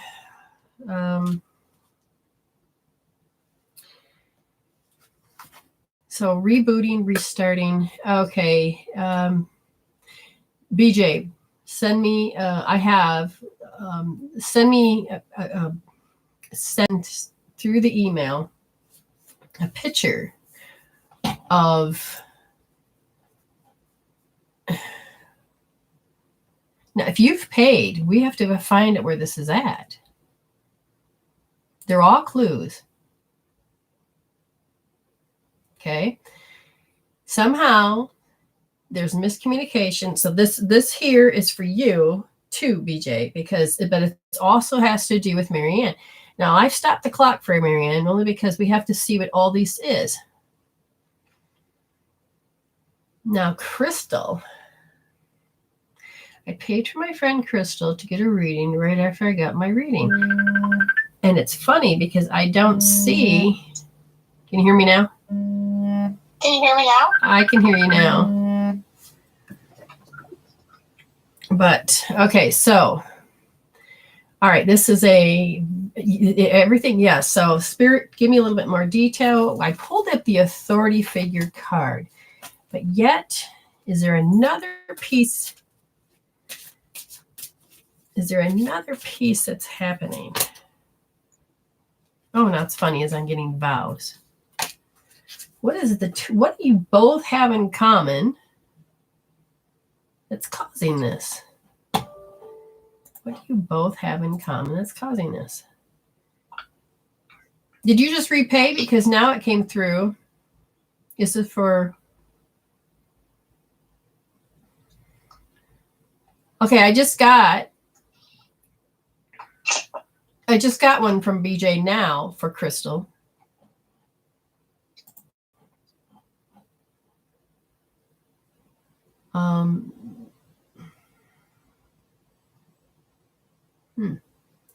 Well, now I know I have two things from Crystal that's paid twice.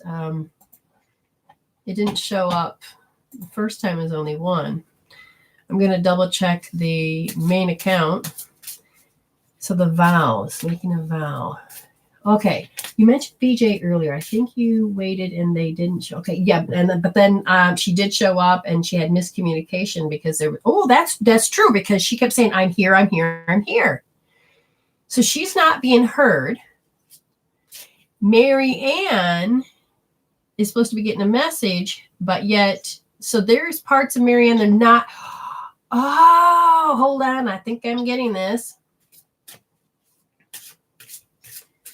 Does that have to do with Marianne? Let's get back to that. Okay, so thank you, BJ, for hopefully, like I said, I only have two things now from BJ, but Mary Ann, hopefully she's here. Where's my big picture?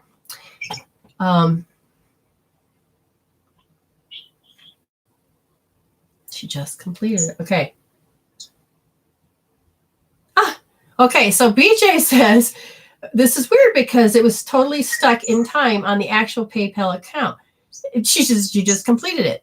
How interesting that. Hopefully you only received one payment. Yeah, so I got the one earlier and then I got the one now.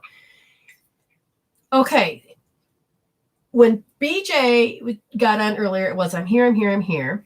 Now, Mary Ann, we have to figure this out.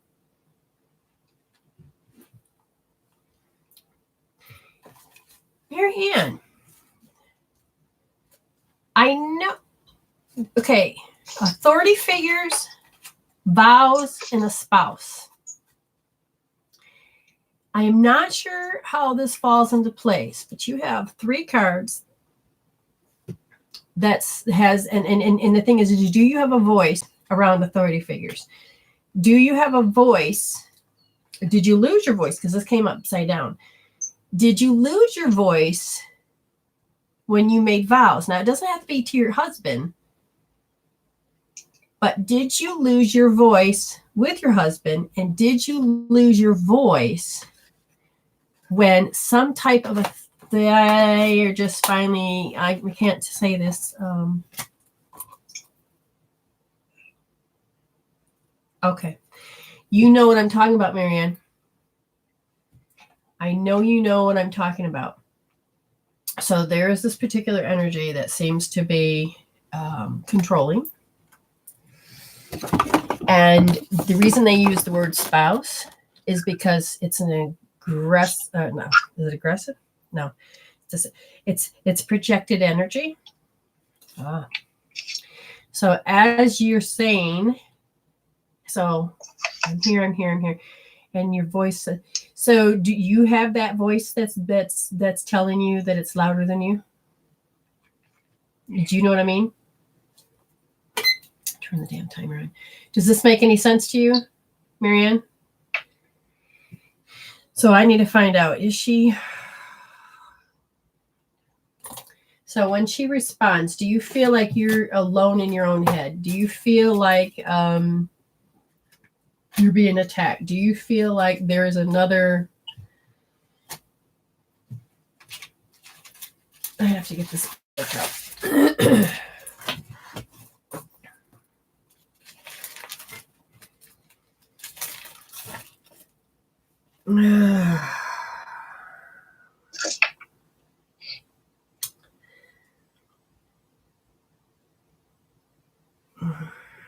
Okay, so and I see what's happening is I feel like verbal arrows, energy of voices, projection of, and are they real? And there's a hook. So it is not real. So they're verbal arrows, and they're a hook.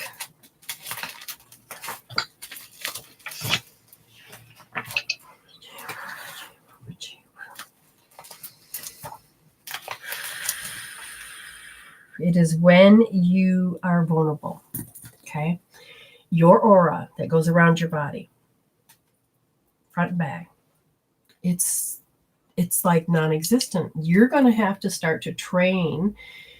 Put your finger in your belly button, and you put your finger in your forehead, your third eye, push in and lift up, and you're going to have to start training yourself to do this as often as you possibly can. You need to rebuild this up. This egg protects you from outside energies that hook into you, and it sounds like other voices, which is not your own.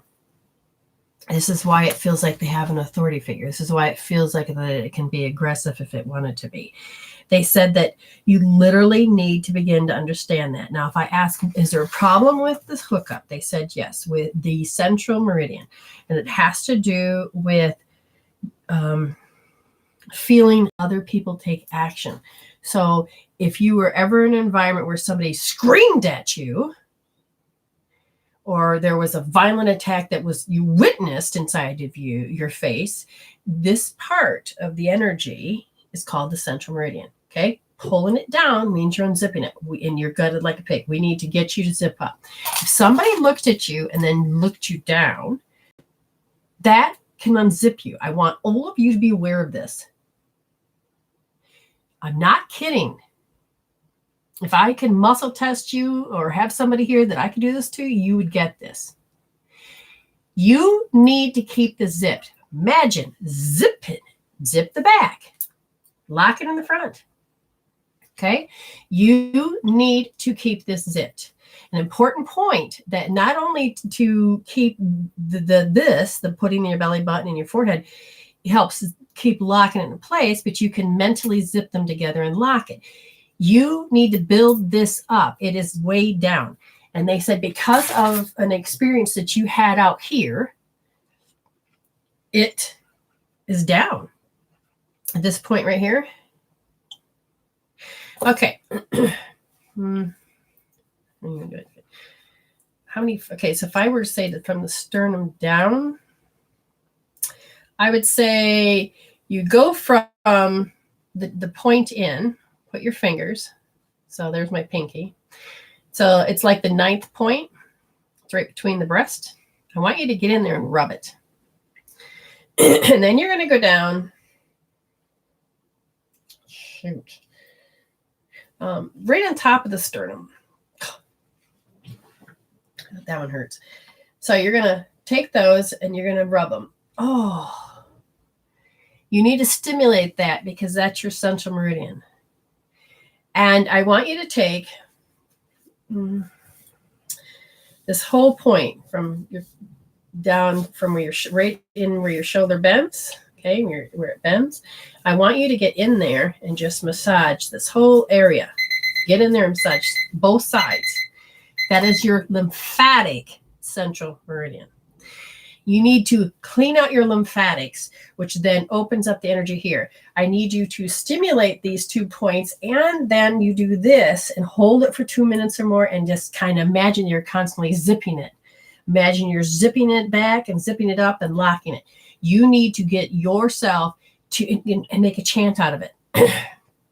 One of the chants I like is security, stability, joy. Security, security, to safety, how does that go? Why all of a sudden am I confused about my own chant? Safety, security, stability, joy. Safety, security, stability, joy. And if you have trouble with it, then that means that you need to write it down and practice saying it. And you need to energize yourself when you're doing this. Because Marianne, we don't need you to be open to pick any of that up. Because it will sound like other voices are living there. Because the hook, now do we have to remove the hook? No, it'll fall away because the hook is because there's a part of you that believes that you have to be vulnerable to this. It's not true. We can change that. Okay, literally we can change that. Okay. Next is Barbara O'Sullivan. Barbara O'Sullivan, and Barbara didn't say anything, so she'll tell me what she wants to look at. Robin Griffin, you have paid for 2. I need you to get ready for what you want to talk about because we got to start speeding through these. Cecily Garcia, I have to read what you wrote. Did she write you anything? I do not believe so. Okay, so I have to make sure that I. She wrote something in the thing. Could you go back and see if what she wrote or anything in the text? And after that is Michelle Odell, and then after that, she did. Okay, so you'll have to keep that copied and pasted. Talk to me about it. And then BJ Rhodes for Crystal. Right. Okay, and then no more after that. Then it's a free reads. Okay, so she said Spirit Path. Gotcha. Okay, so we are going to go to Barbara O'Sullivan. Barbara O'Sullivan. Spiritual Path. We are going to throw cards around. Oh, you're in initiation. What is you being an initiation? Talk to me about this. Talk to me about it. Okay. So you have an initiation process that you're getting ready for. That means that you're going to be tested. You don't have to do it as a bitch slap, but you're going to learn how this works. And you're learning how to balance duality. The higher, lower, the male, the female, are interwoven to create a power that is new and most exciting.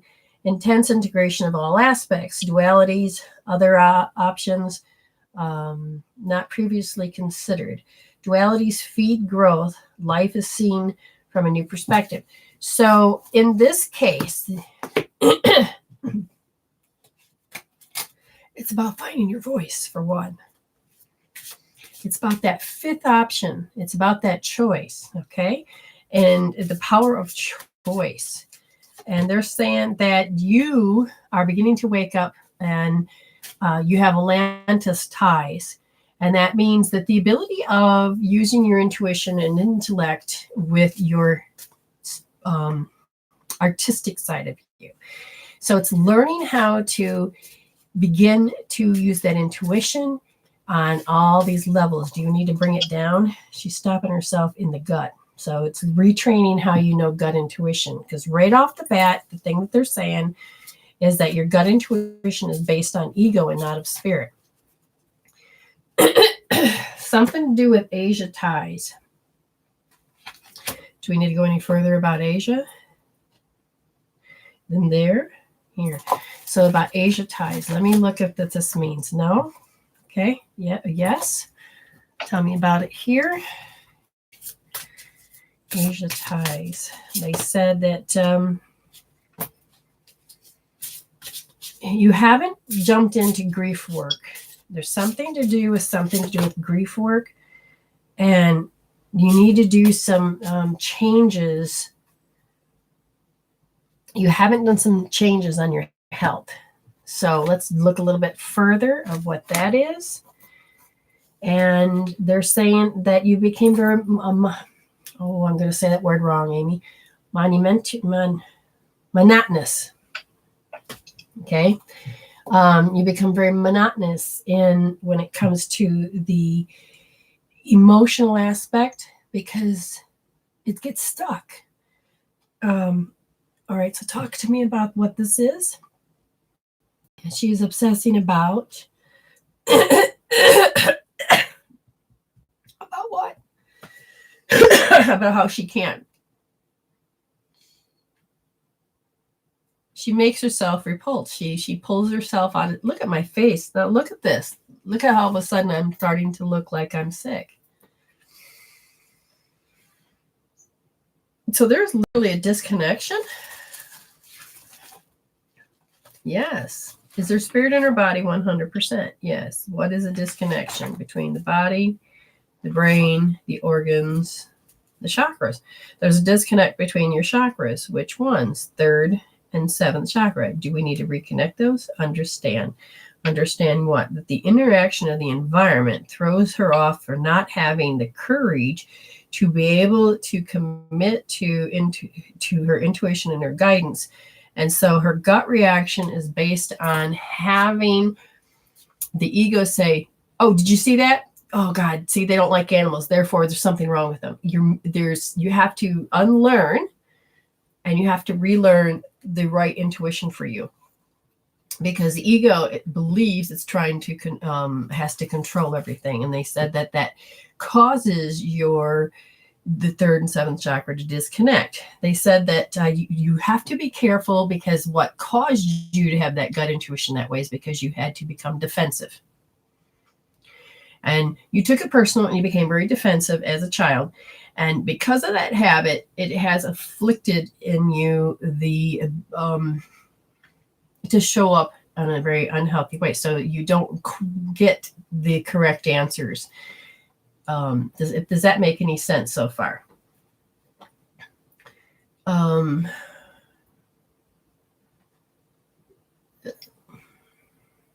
lost them.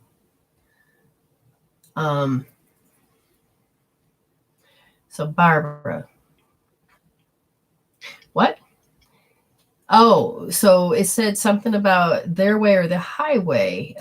If you've ever had that in the past, that is one reason you've come into developing it, your gut intuition through the ego instead of because of this belief that you have to do it their way.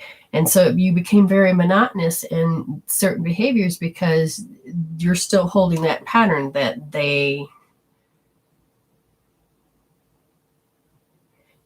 were you bullied? You'd have to look at that. And so you break down those emotions, the words like bully, monotonous. Break those down so you don't have to believe it in that way.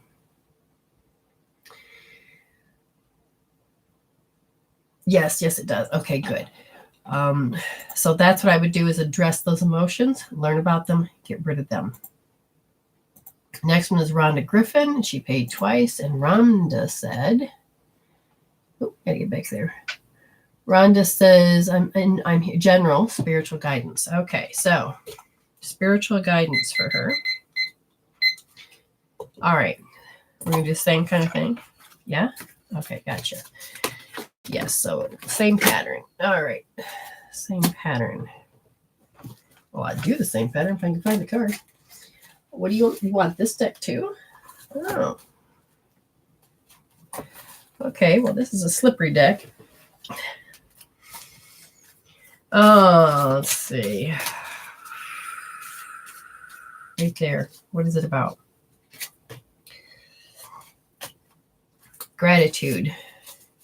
Do you have somebody that makes you feel like you need to be grateful for them? Just think about it just for a minute.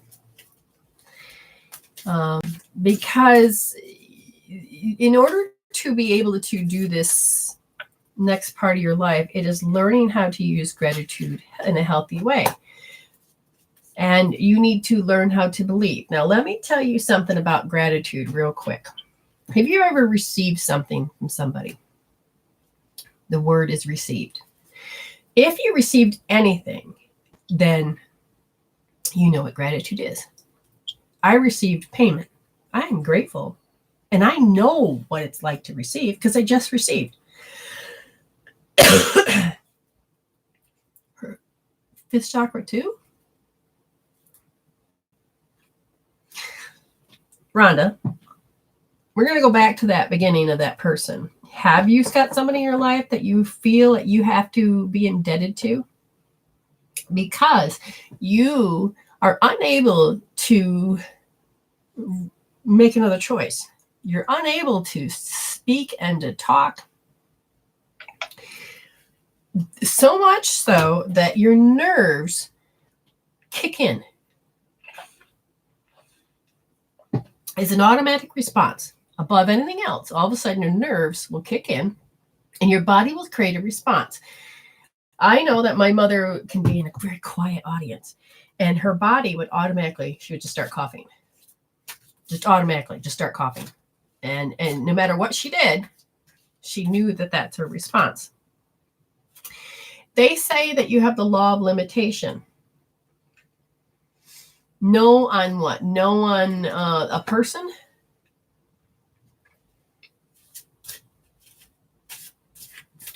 Maybe you're doing it to yourself because they said this is a law of limitation. Because it doesn't, people put restrictions on themselves all the time. And if you feel like you have to be grateful for something because you were told you had to, then you're going to put your limitation on yourself of not really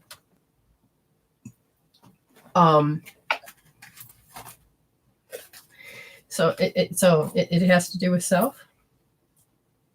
Oh, that's too selfish if I'm too grateful. So does it make you selfish if you begin to understand the definition of that gratefulness you received? Some people will hold a different definition of what gratefulness is. Amy, if you have any insights on that word grateful, besides what I know. Besides grateful for Lily. Yeah. Well, and gratefulness is you're holding and you're happy. Oh, she said yes to self. Okay, pay attention. See, it can be the way we define it. I knew that I was growing up and somebody says, hey, I'm going to buy you this. Well, I can't receive anything expensive. That's wrong. That came from my little self. And then as I got older, I had to learn to stop saying no because I am denying people that wanted to give to me. So I had to learn how to receive. But then when I would be grateful, too grateful, now here's an interesting part. I am too grateful. Then I look at it like I'm desperate. And then I give away my power that way. And when you have to find the fine line of being grateful enough. And that this law of limitation is simply saying to you that you limit yourself. Let me find out a little bit more about this one for you.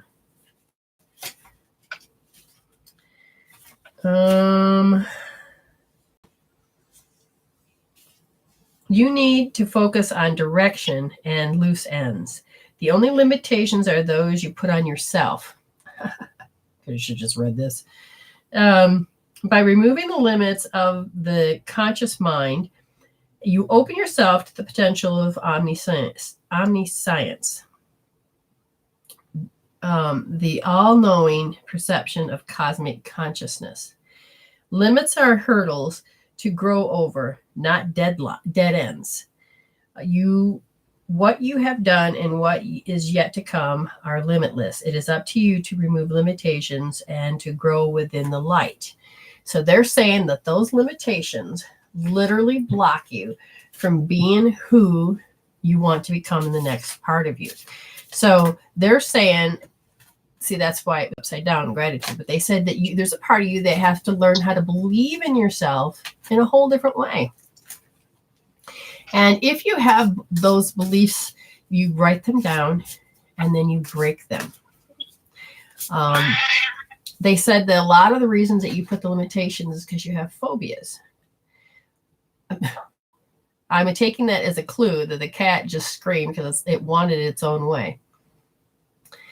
Okay, so phobias. So it is very much a restriction of yourself. Phobias in this case, it's not just fear. It is fear attached to a sensory system. Attached to, I fear that if I move and do something bad could happen. I fear if I look at somebody wrong, or if I don't show enough of what I need to do, something bad's going to happen. So understanding about that particular behavior that has come into play. So let's move through this. Okay, you are to define what pride is.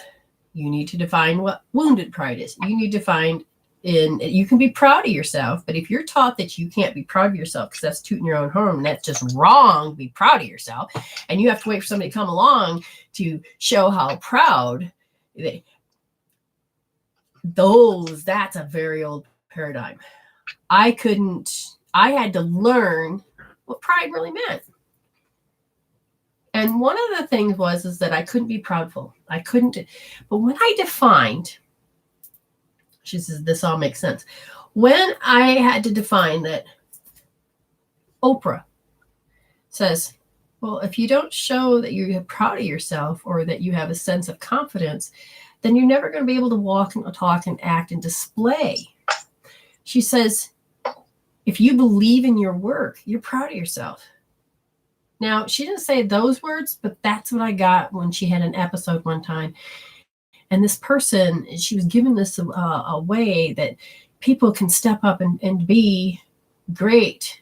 But if they don't believe in themselves, they can't take pride in themselves, they can't stand up and do what they do. I'm very proud of the fact that I can hear spirit. I'm so happy with that. It tickles me pink, and I am so grateful for this ability, and I'm thankful. And so as I am thankful and I know I've received, I keep graduating because it's those little hits that say, yeah, you got it. I build that muscle so well that I can walk it, talk it, live, breathe it, and dream it. And I don't regret any of it because I'm demonstrating to myself that I can be much more than my pain. I can be much more than that. Now, if I'm an ego, and I know it all, and I'm over there telling everybody how I know it all, and I'm proud to know it all, and then somebody puts me in my place, that's a given. That's meant to happen so that you can get off the high horse of ego. It's not about knocking yourself down. And, but learning how to be humble. And you can learn this, but you have to find that fine line, because you don't have to always take the back seat, always be humble. You are meant to find the middle ground. Okay. Now, grab this one. Gotcha. Okay.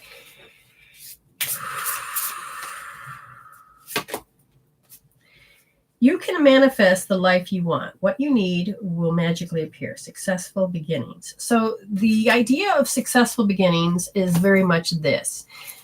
When you're at that beginning stage, I want you to write down. Let's say you have a business. I'm going to, for instance, tell you about my business. So I'm going to write down, I'm going to talk to one male and one female today. I'm going to manifest the paid readings. Okay. I may decide to give one free reading away to a male or female. I put that down. And so I wait for the universe to deliver it. Now I'm holding into me and I ask Spirit, how can I see this and know it is from you? And then it can show up in a very unique way. And I don't have to control it. I just have to receive it. And I know I can, because I have done it before. I don't have to chase happiness. I can let happiness chase me.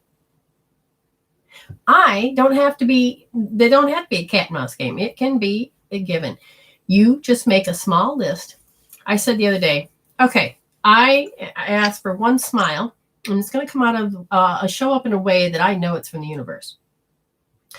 And by God, I'm driving down the road, and all of a sudden this car pulled up, and got in my way, and I'm like, wow, cut me off, and I'm like, ugh.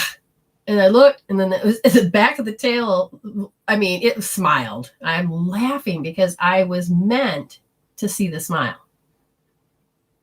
Okay.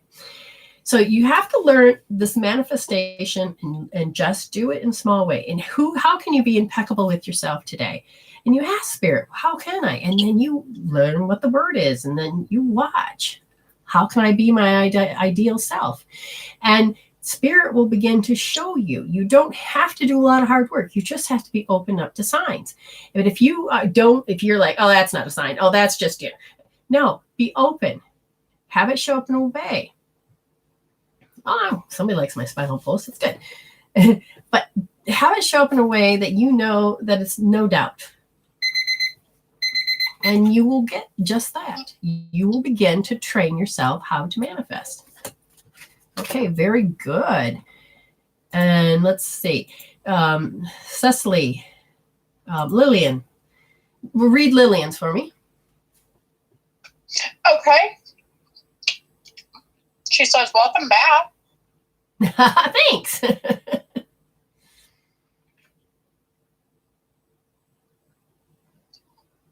I would love to check my energy. Many good things are happening at the moment. Also, yesterday, I felt an angel presence. I could see him in the corner of my right eye. Thank you, Lillian. Ooh. Well, all right, Lillian. Excellent. Okay, I just knocked everything all over. We're going to pull in Lillian. All right.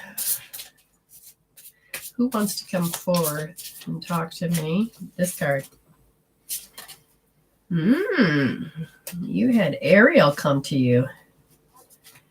Ariel, how interesting. You had Ariel come to you.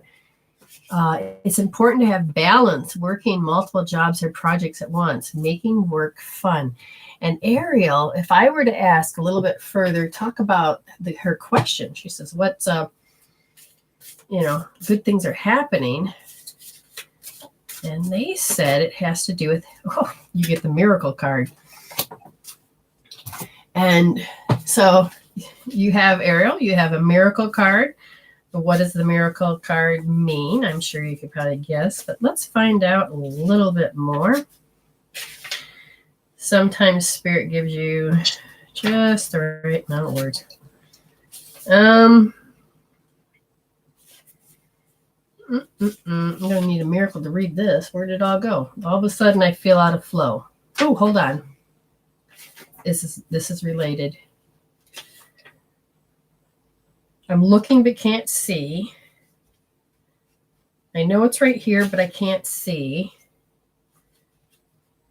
What can't you see, dear? What are you trying to tell me, Spirit? Slowing down and looking at the clues and tapping with the magic within. The true, absolute, pure magic of the Spirit is yours to manifest. Experience the joy of creation and the exhilaration of the mountaintop experience that accompanies it. Expect the unexpected. When you least expect it, a turnaround in your life will occur. So be open. Leland, did you do the 11:11 with me?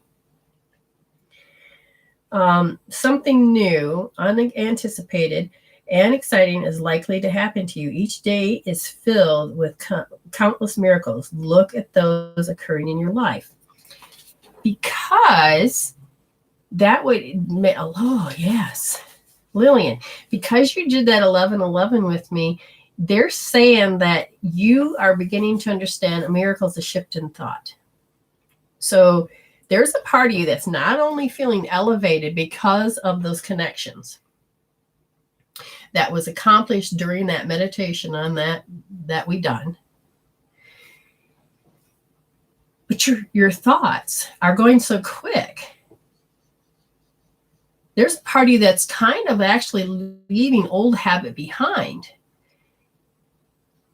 Ooh, yes. And a whole nother realm has opened up. Oh, wait, that's right. Part of the 11:11 is we stepped into a new reality. Wasn't it that it?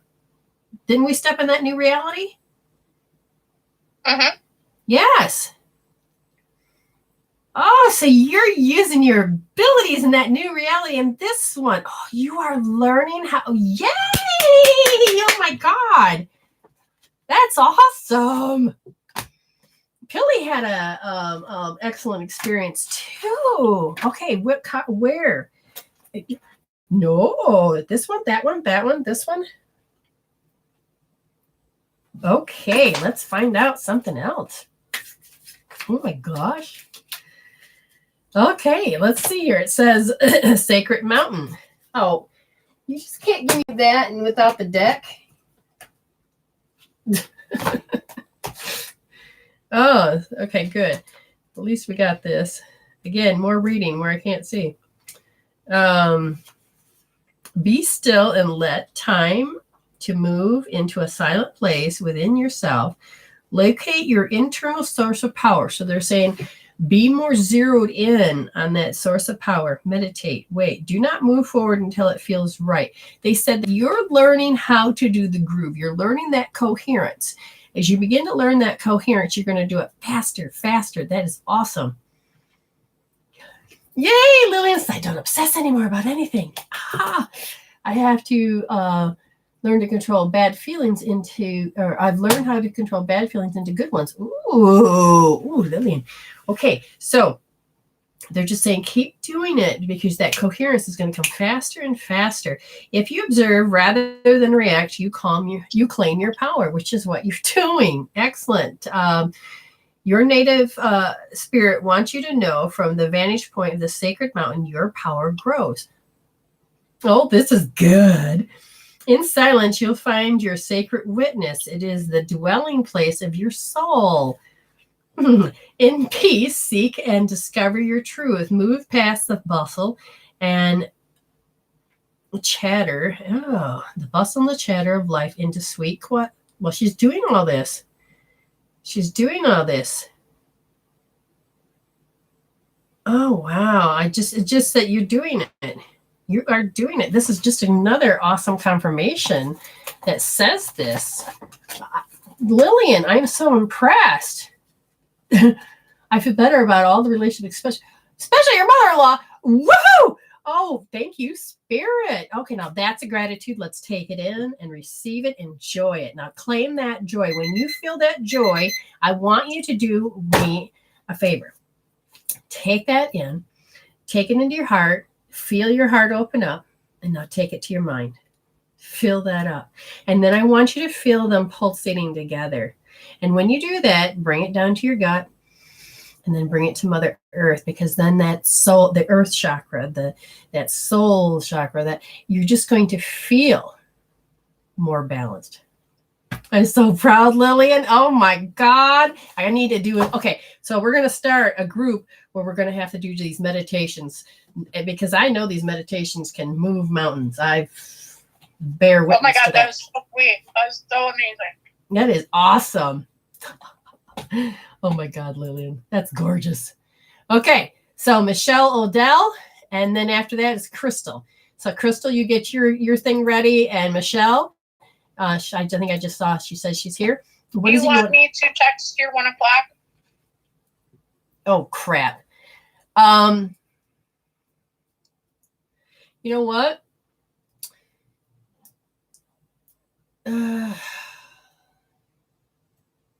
How many 1 minute reads do we have? 1, 2, 3, 4, 5, 6, 7. And I got 8. So no more after that. And the 8, I will write. You know how to write that, girl, don't you? Uh-huh. Write her and tell her I'm going to be a little late, if that's okay, because she hasn't paid ahead of time. So. All right. Yeah, do that. Yeah, if she's paid, then that'd been a different story, but she's not paid. Okay. All right, we're going to, I don't know what you want to talk about, Michelle, but we're going to give it more of the same. And in this case, no, we're going to get Amy will look in a minute, Tilly. Michelle, I'm starting with the wrong deck. I am. Pull 2 and then grab that. Don't look at them. Okay, I won't look at them. That one. All right. I don't even need to look at them. Okay, so Michelle. Ooh, sounds like a future thing. Law of free will. Okay, so we're going to look at your law of free will. Oh, good. You want to see what comes through. Good. A law of free will. You know, I took these glasses off.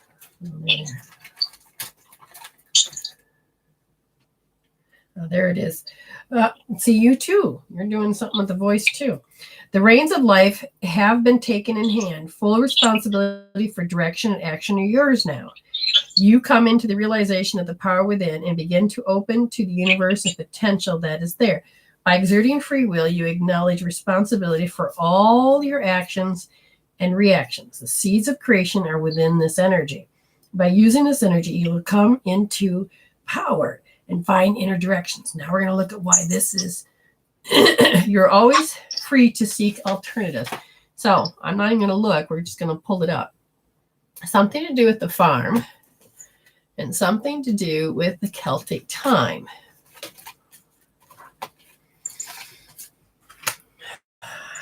Celtic time and farm. So this has to do with the 5th chakra. In the Celtic time, there was a part of you that had resonated out a broadcast message that had to do with leave me alone. I don't feel right. So I feel awkward. So something of that Celtic time that you've carried forward as part of who you are right now. So you contract your energy, they say, and you have a compulsion and you're compelled to correct yourself, overcompensate. Like if somebody, what does the farm come in beforehand? Okay, the farm. Is it has to do with laws of the farm taking care of? No, not taking care of. Taking responsibility of other things, taking care of other things. And what happened, you're not able to. Interesting. Okay, this, Michelle, I probably doesn't make any sense to you, but if it does, let me know. Oh, I'll see you, Diana. The Celtic energy, this, okay, you're contracting. You had carried on through many of your lifetimes that you contracted your energy. And they're saying that when you go to take care of things, you're not able to because that energy is still retracted. Leave me alone. I feel awkward. So do you feel that in this life? Do you feel like you contract your energies? Like, for instance, okay, so a man and woman is in the room, and the man, pretty good at throwing their aggression, and the woman is so used to that they contract their energy. A child will see the mother not react to them, but react to somebody else in a very vicious way. Then what will happen is that they will pull the energy in, and then you, because they go, oh my God, I know that they can do it to them. They could do it to me at any moment. Therefore, you control your energies by contracting. And it can be very much a habit. So as you're trying to take care of things, regardless if it's livestock or if it's family, you're not quite able to use your choice in your voice because you have this pattern. If you do this, how you heal this one is you have to wake up to knowing it, catch when you do it, and then you EFT, tap it out, and you got to train yourself to catch it every time. I don't care if it's 10 minutes after the fact, 2 days after the fact, catch it every time.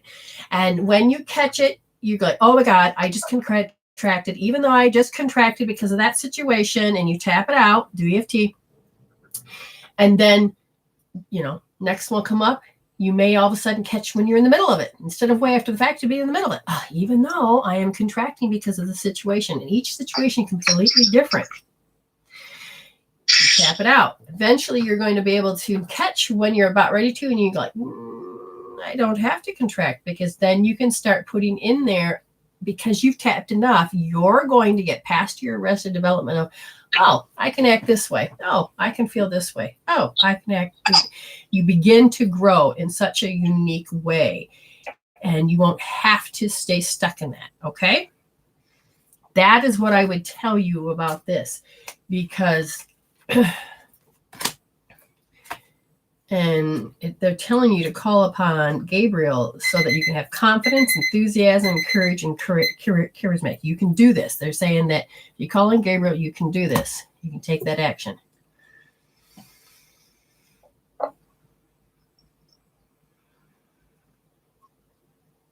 Yeah, you can ask questions too. Okay, so the next person, and then we go into the 1 minute reads. BJ, Crystal, are you here? Or did she leave? BJ, do you know where Crystal is? Oh, there she is. Past dogs. Okay, spirit and evil spirits in house.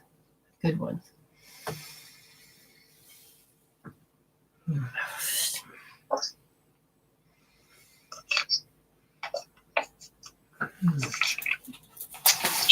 Okay.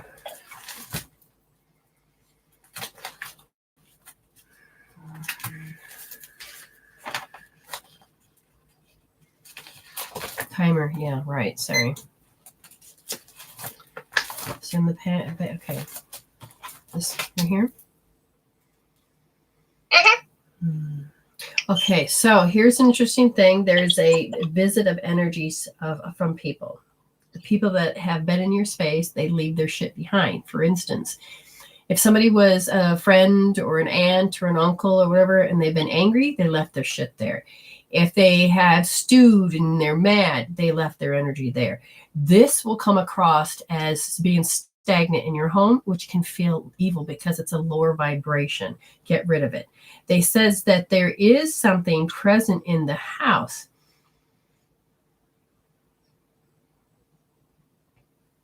Yeah, you need to seek out somebody that has that can remove this.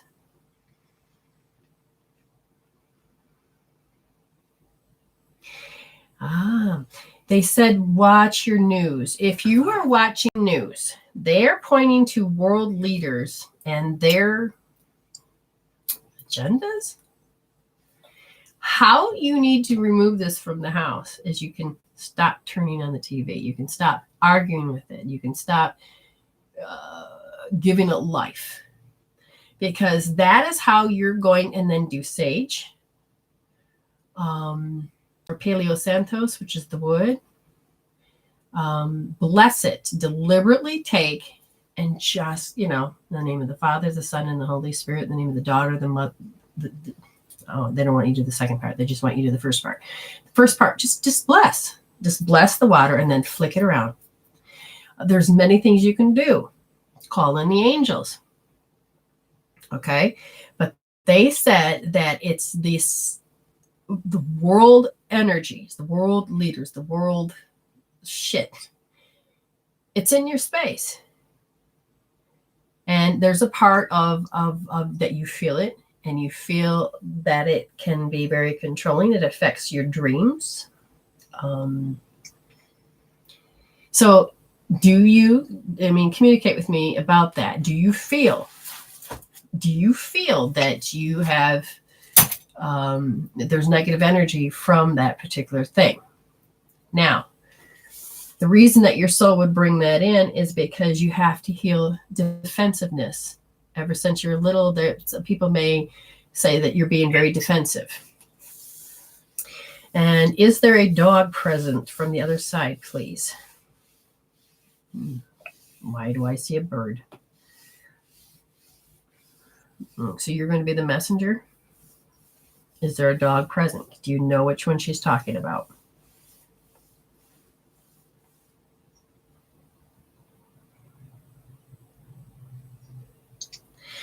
It's very faint. Was this sudden, or was this recent?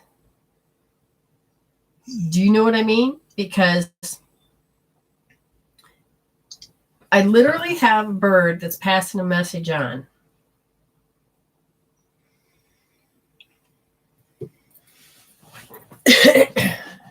And then there's a dog that sits right here with me. Now, do you see this?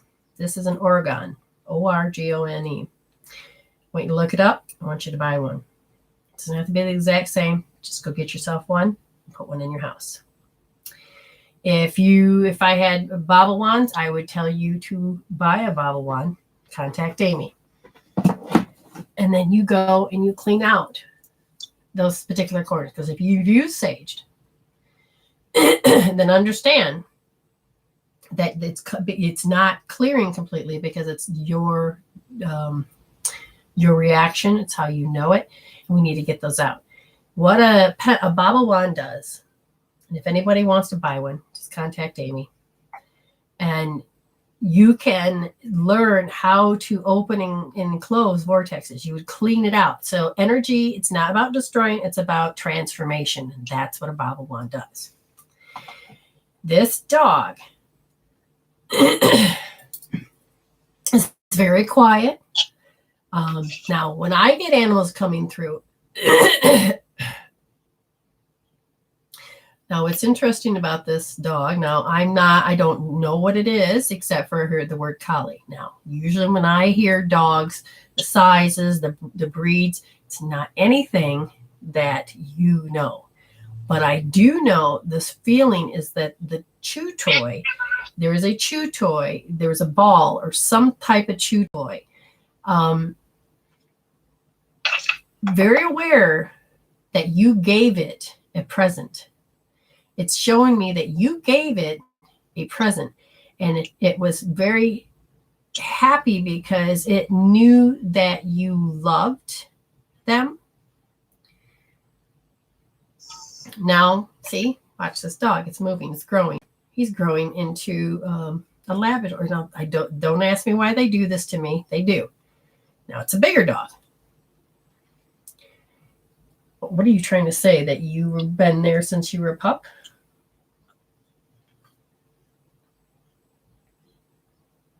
You watch your mom. I'm assuming that your mom, She corrects herself. Hold on, I cannot be done with this yet. You correct yourself.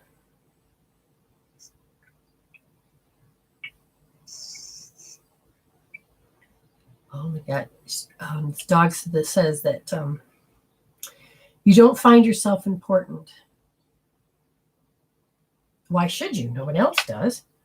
That's what I hear. Oh God, now the dog says that you, because it's sitting, it says that you centered yourself with me. You don't have that now. And you feel lost because I was part of your identity. You need to find a chew toy for yourself. Makes sense though. What? You lose your power because you feel lost. Okay, so I would say that you're going to need to heal this. Now, I don't know how much you do of healing, but my heart's breaking. The dog is making me feel like you to some degree. It's making me feel, it's resting its head on my lap right now, and it's looking at me, and it's I would assume that this was your best friend, just because it took the buffer of people's shit.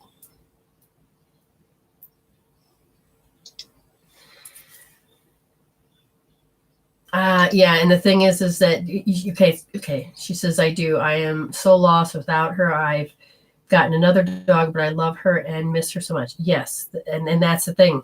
I'm going to tell you, because as it's doing, moving its eyes left to right, it wants you to heal the pain. It wants you to notice that you may find squeaky toys behind the refrigerator. You cleaned up, but the point is that they may appear. You're going to find some weird, strange toys that you're thinking, but I cleaned up. Those are deliberate reminders, from what I can understand. Did she have a favorite dog bone treat? Because she's showing me two different kinds. One she chews, and then one is like from my teeth. She says one's from my teeth. I'm assuming that means that you eat one. And the other one is to gnaw on. But to heal the pain, you need to heal the pain. So I feel there's many ways I'd help you heal the pain, but I also feel your heart says that you just can't, because you think if you do, you're going to have to admit that she's gone. And one of the things that when people heal that I would tell you to do is, when you heal the pain, it's not about letting them go. It brings them closer to you so that you can feel and enjoy them differently in a healthier way. Mm-hmm. You agree with that? I sure do. And how so? I lost both my parents within a 2.5 year span, and I missed them immensely. But now I would be sad over the different anniversaries of, like, their birthdays, their anniversary, their death anniversaries. But now it's just another day. Right. Yes, I still miss them, but I'm not so sad. That's good. If that makes any sense. Yeah, and you can feel them more. Mm-hmm. And that's my good. mom loves to bug Brenda. Oh, does she ever love to bug me? Well, she's always doing my hair. I mean, but yeah, we seem to have a bond, me and her mother. It's to me, it seems funny, but we do. Okay, so if you can't, if you get ready to ever heal and you can't do it on your own, you can always make an appointment with me. Putting your hands simply on your forehead while you're feeling the pain and letting that pain go down to zero. trust me, you're not going to lose them. It's not facing their loss. It is embracing that love because you get to feel it on such a different level, and there's a comfort in it. Okay? Mm-hmm. Oh, now it just turned into a tiny dog. Oh, it's busy. It's just completely busy. It's like, I got to go chase this. So, hopefully that made sense. Now we're going to go quickly do these 1-minute reads. Oh, somebody else paid. Oh no, thank God. Oh no, she's ready to go. Okay. I have one here. We know that one's done. Nicole S. Do you have a Nicole S? Because if not, I'm going to take care of this right now. No, ma'am. All right, we're going to do a Nicole. We're going to take care of this end, and then we'll get to your end, okay? Nicole S. After Nicole S will be Vintage Babe.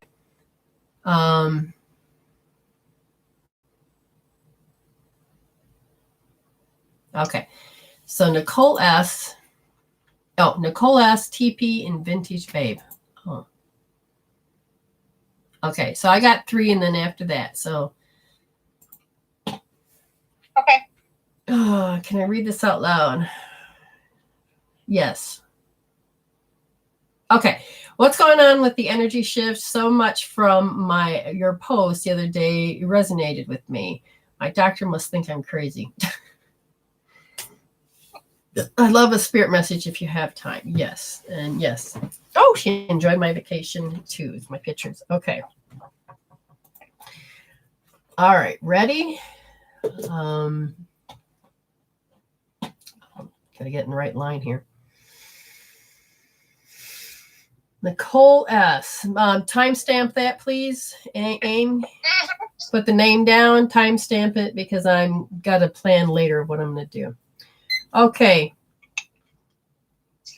Well, the energy shifts for you is because you happen to be very indecisive woman. Huh, funny. Okay, indecisive is only when you are around people that are very confusing. Because if it was just you, you have no problem. But when it comes to having to make a decision with something to do with the person, why is my necklace bothering me? This has something to do with, okay, so certain things will bother you. Something has to stand out and bother you. Yes. That has to do with your ego. What part of your ego? She distrusts something. So when you're with these other people, you begin to distrust. And then it throws you off and you can't be yourself. And so then you become very indecisive because that's what they expect of you and that's what they want of you. And that's what you have to do. Hopefully that makes sense. Because if you don't do that, you get petrified. The next person on my list is TP. Is there anything I can do to bend my knees more? Yes, run energy. In this case, your arthritis and your energies, they all have to do with the way the meridian is not moving, because the meridian is controlled by the emotions and your patterns, and your DNA has changed. It's because it's trying to express itself. So you're doing something very particular. So until you can heal it out, you need to get into. Okay, so the liver is interesting because the liver is, do you want her to do that one? Liver 8. Okay, so we have to look up liver 8. I'm going to tell you, look up liver 8 meridian point. And you'll find exactly what that is. But it's it's right there. Now, big toe, come up, and that's why I said look it up, liver 8. Okay. And it needs to be changed and tonified. The liver meridian is causing your knee to hurt. And that's the case where then you need to go here for spleen 21 and rub those down. Spleen 21. Okay. After you do spleen 21, you need to go back to the top of the foot. Do you want that one right here? Gallbladder. Okay, so it's connected to the gallbladder. Your gallbladder meridian is right here. And if you notice, it's near the baby toe. You follow it up the second toe up until you find right in front of the bone, there's an indent or a squishy part. And that needs to be rubbed. Now, you need to take a magnet, a refrigerator magnet, use both sides of the refrigerator magnet on that, and you can look it up, gallbladder 40 and liver 8, and use a magnet both sides on that, both legs, both ankles, and then you need to rub 30 times in those points. Okay, there's more that needs to be done, but you need to get those meridians back in sync so they can start to make you feel better. And there goes everything else. Next one is Vintage Babe.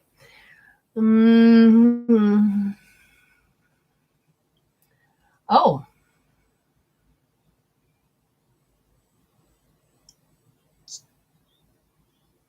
Okay, I can't read this out loud, but I can give an answer. Ooh.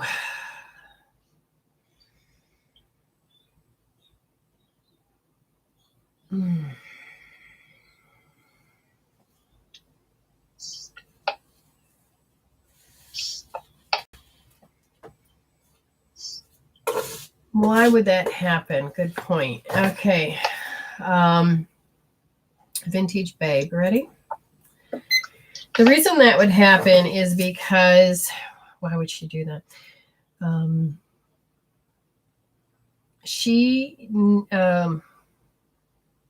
Okay.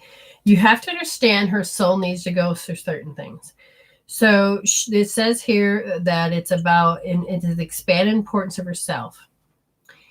It is learning the nature of how to control the woman, not you, the woman. It is learning the roles. So if a child is going to want, like for instance, if you've seen mothers and children and the child wants something from the mother, it's going to figure out how to play the mother to eventually get it. Okay, that didn't work. Let's try this. That didn't work. Let's try this. And I'm looking for your question. I'm looking at, is there any harm done? No. Is there anything where you need to intervene? No. This is a power play between these dynamics, if that makes any sense. Okay. I hope that makes sense. Now go ahead, Aim. Tell me what you got. Okay, I've got Danny. Okay. I don't want to get into too many messy details, but I hope Spirit will hear my full question. Am I moving in the right direction with this situation? I know this is vague as can be, but I know Spirit will hear me. Yeah, Spirit will. You want to see what she said and see if it's important?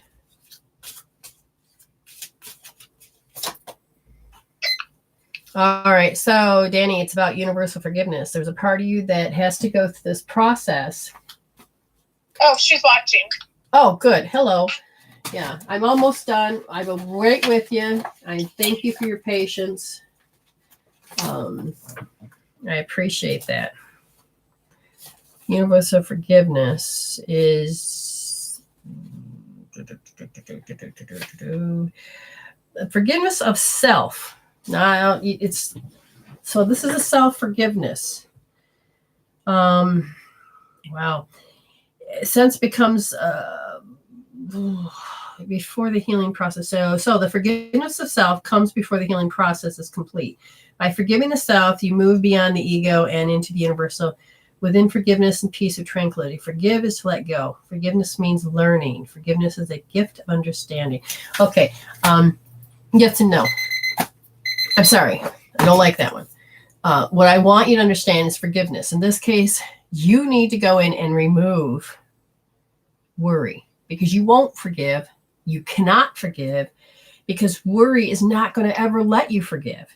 But if you were to dismantle worry, you would then, most of what hope therapy does is take and heal you to that core so that forgiveness happens. It's not something you have to force. It's just this gift that's given to you because you resolved that chemical peptide that locked itself in place when that particular thing happened. That's what I want to say. Okay. Next. Is Mary Ann, how does one work on their chakras? Okay. Simply put, you take a chakra. There's several things you can do, but I want you to rub your hands together and I want you to pick a chakra. Let's say we want to work. Now remember, there's a front and back to the second, third, fourth, and fifth, and sixth. You can pretend like you're in the middle and be a sandwich. But the thing is that you can also buy a bobble wand. That'll work wonders. And for any of you guys don't understand what bobble wand is, yeah, I got very specific ones. And then, but you can take your hand. You can, let's see, now here's the thing. I'm going over and between my fourth, my third, they said there's an issue. So this means back and forth means it's breaking up energy. Now, if you can't, I can feel it. It's pointing up. It wants to go up to my fourth chakra. And now that so this means it's going forward. It's cleansing and clearing and it's balancing. And now it wants to go down to the third. Now look at it, chop and break. Okay. Yeah, there we go. Now it wants to go into the third. Now I just did a little healing to go out to you. You can take your hand, understand that when you finish, you know the face of a clock, which way the clockwise goes.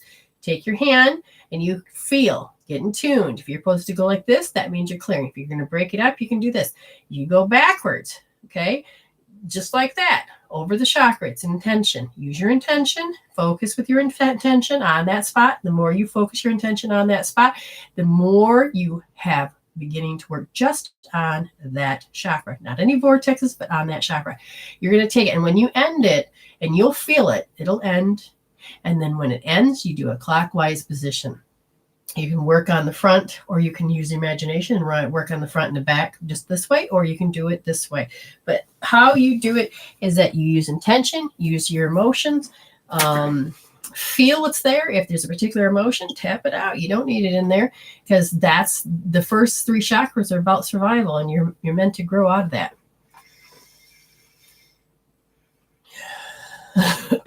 What do you got, dear?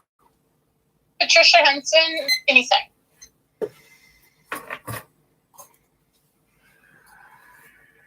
Taking that action can be the hardest step because you have to put your attention onto it. And the problem is the right brain is saying that they get to me. They get to me. And therefore, I can't take action to do what I want. I have to do what they want. And they get to me. And it's that manipulation. So if you're beginning to know, then stop and notice you have a sensory system. You can look and say, they get to me because I see it that way. They get to me because of the words they use. They get to me because I can feel it inside. You can use sensory accessing healing tool on my website and literally pull out how. If it's inside, you pull it out. If it's in your ears, you pull it out. And if your eyes, you switch eyes, you switch ears.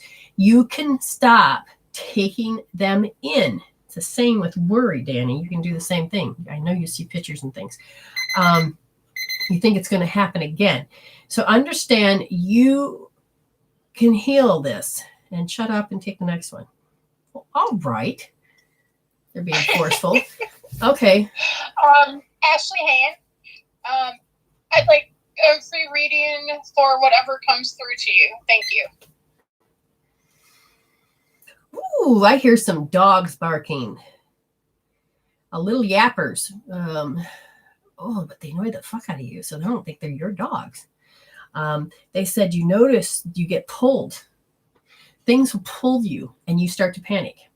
Things on the external will start to make you panic, and you begin to panic, and you will go, and it'll make it happen again and again. And there's a part of you that then jumps into impending doom.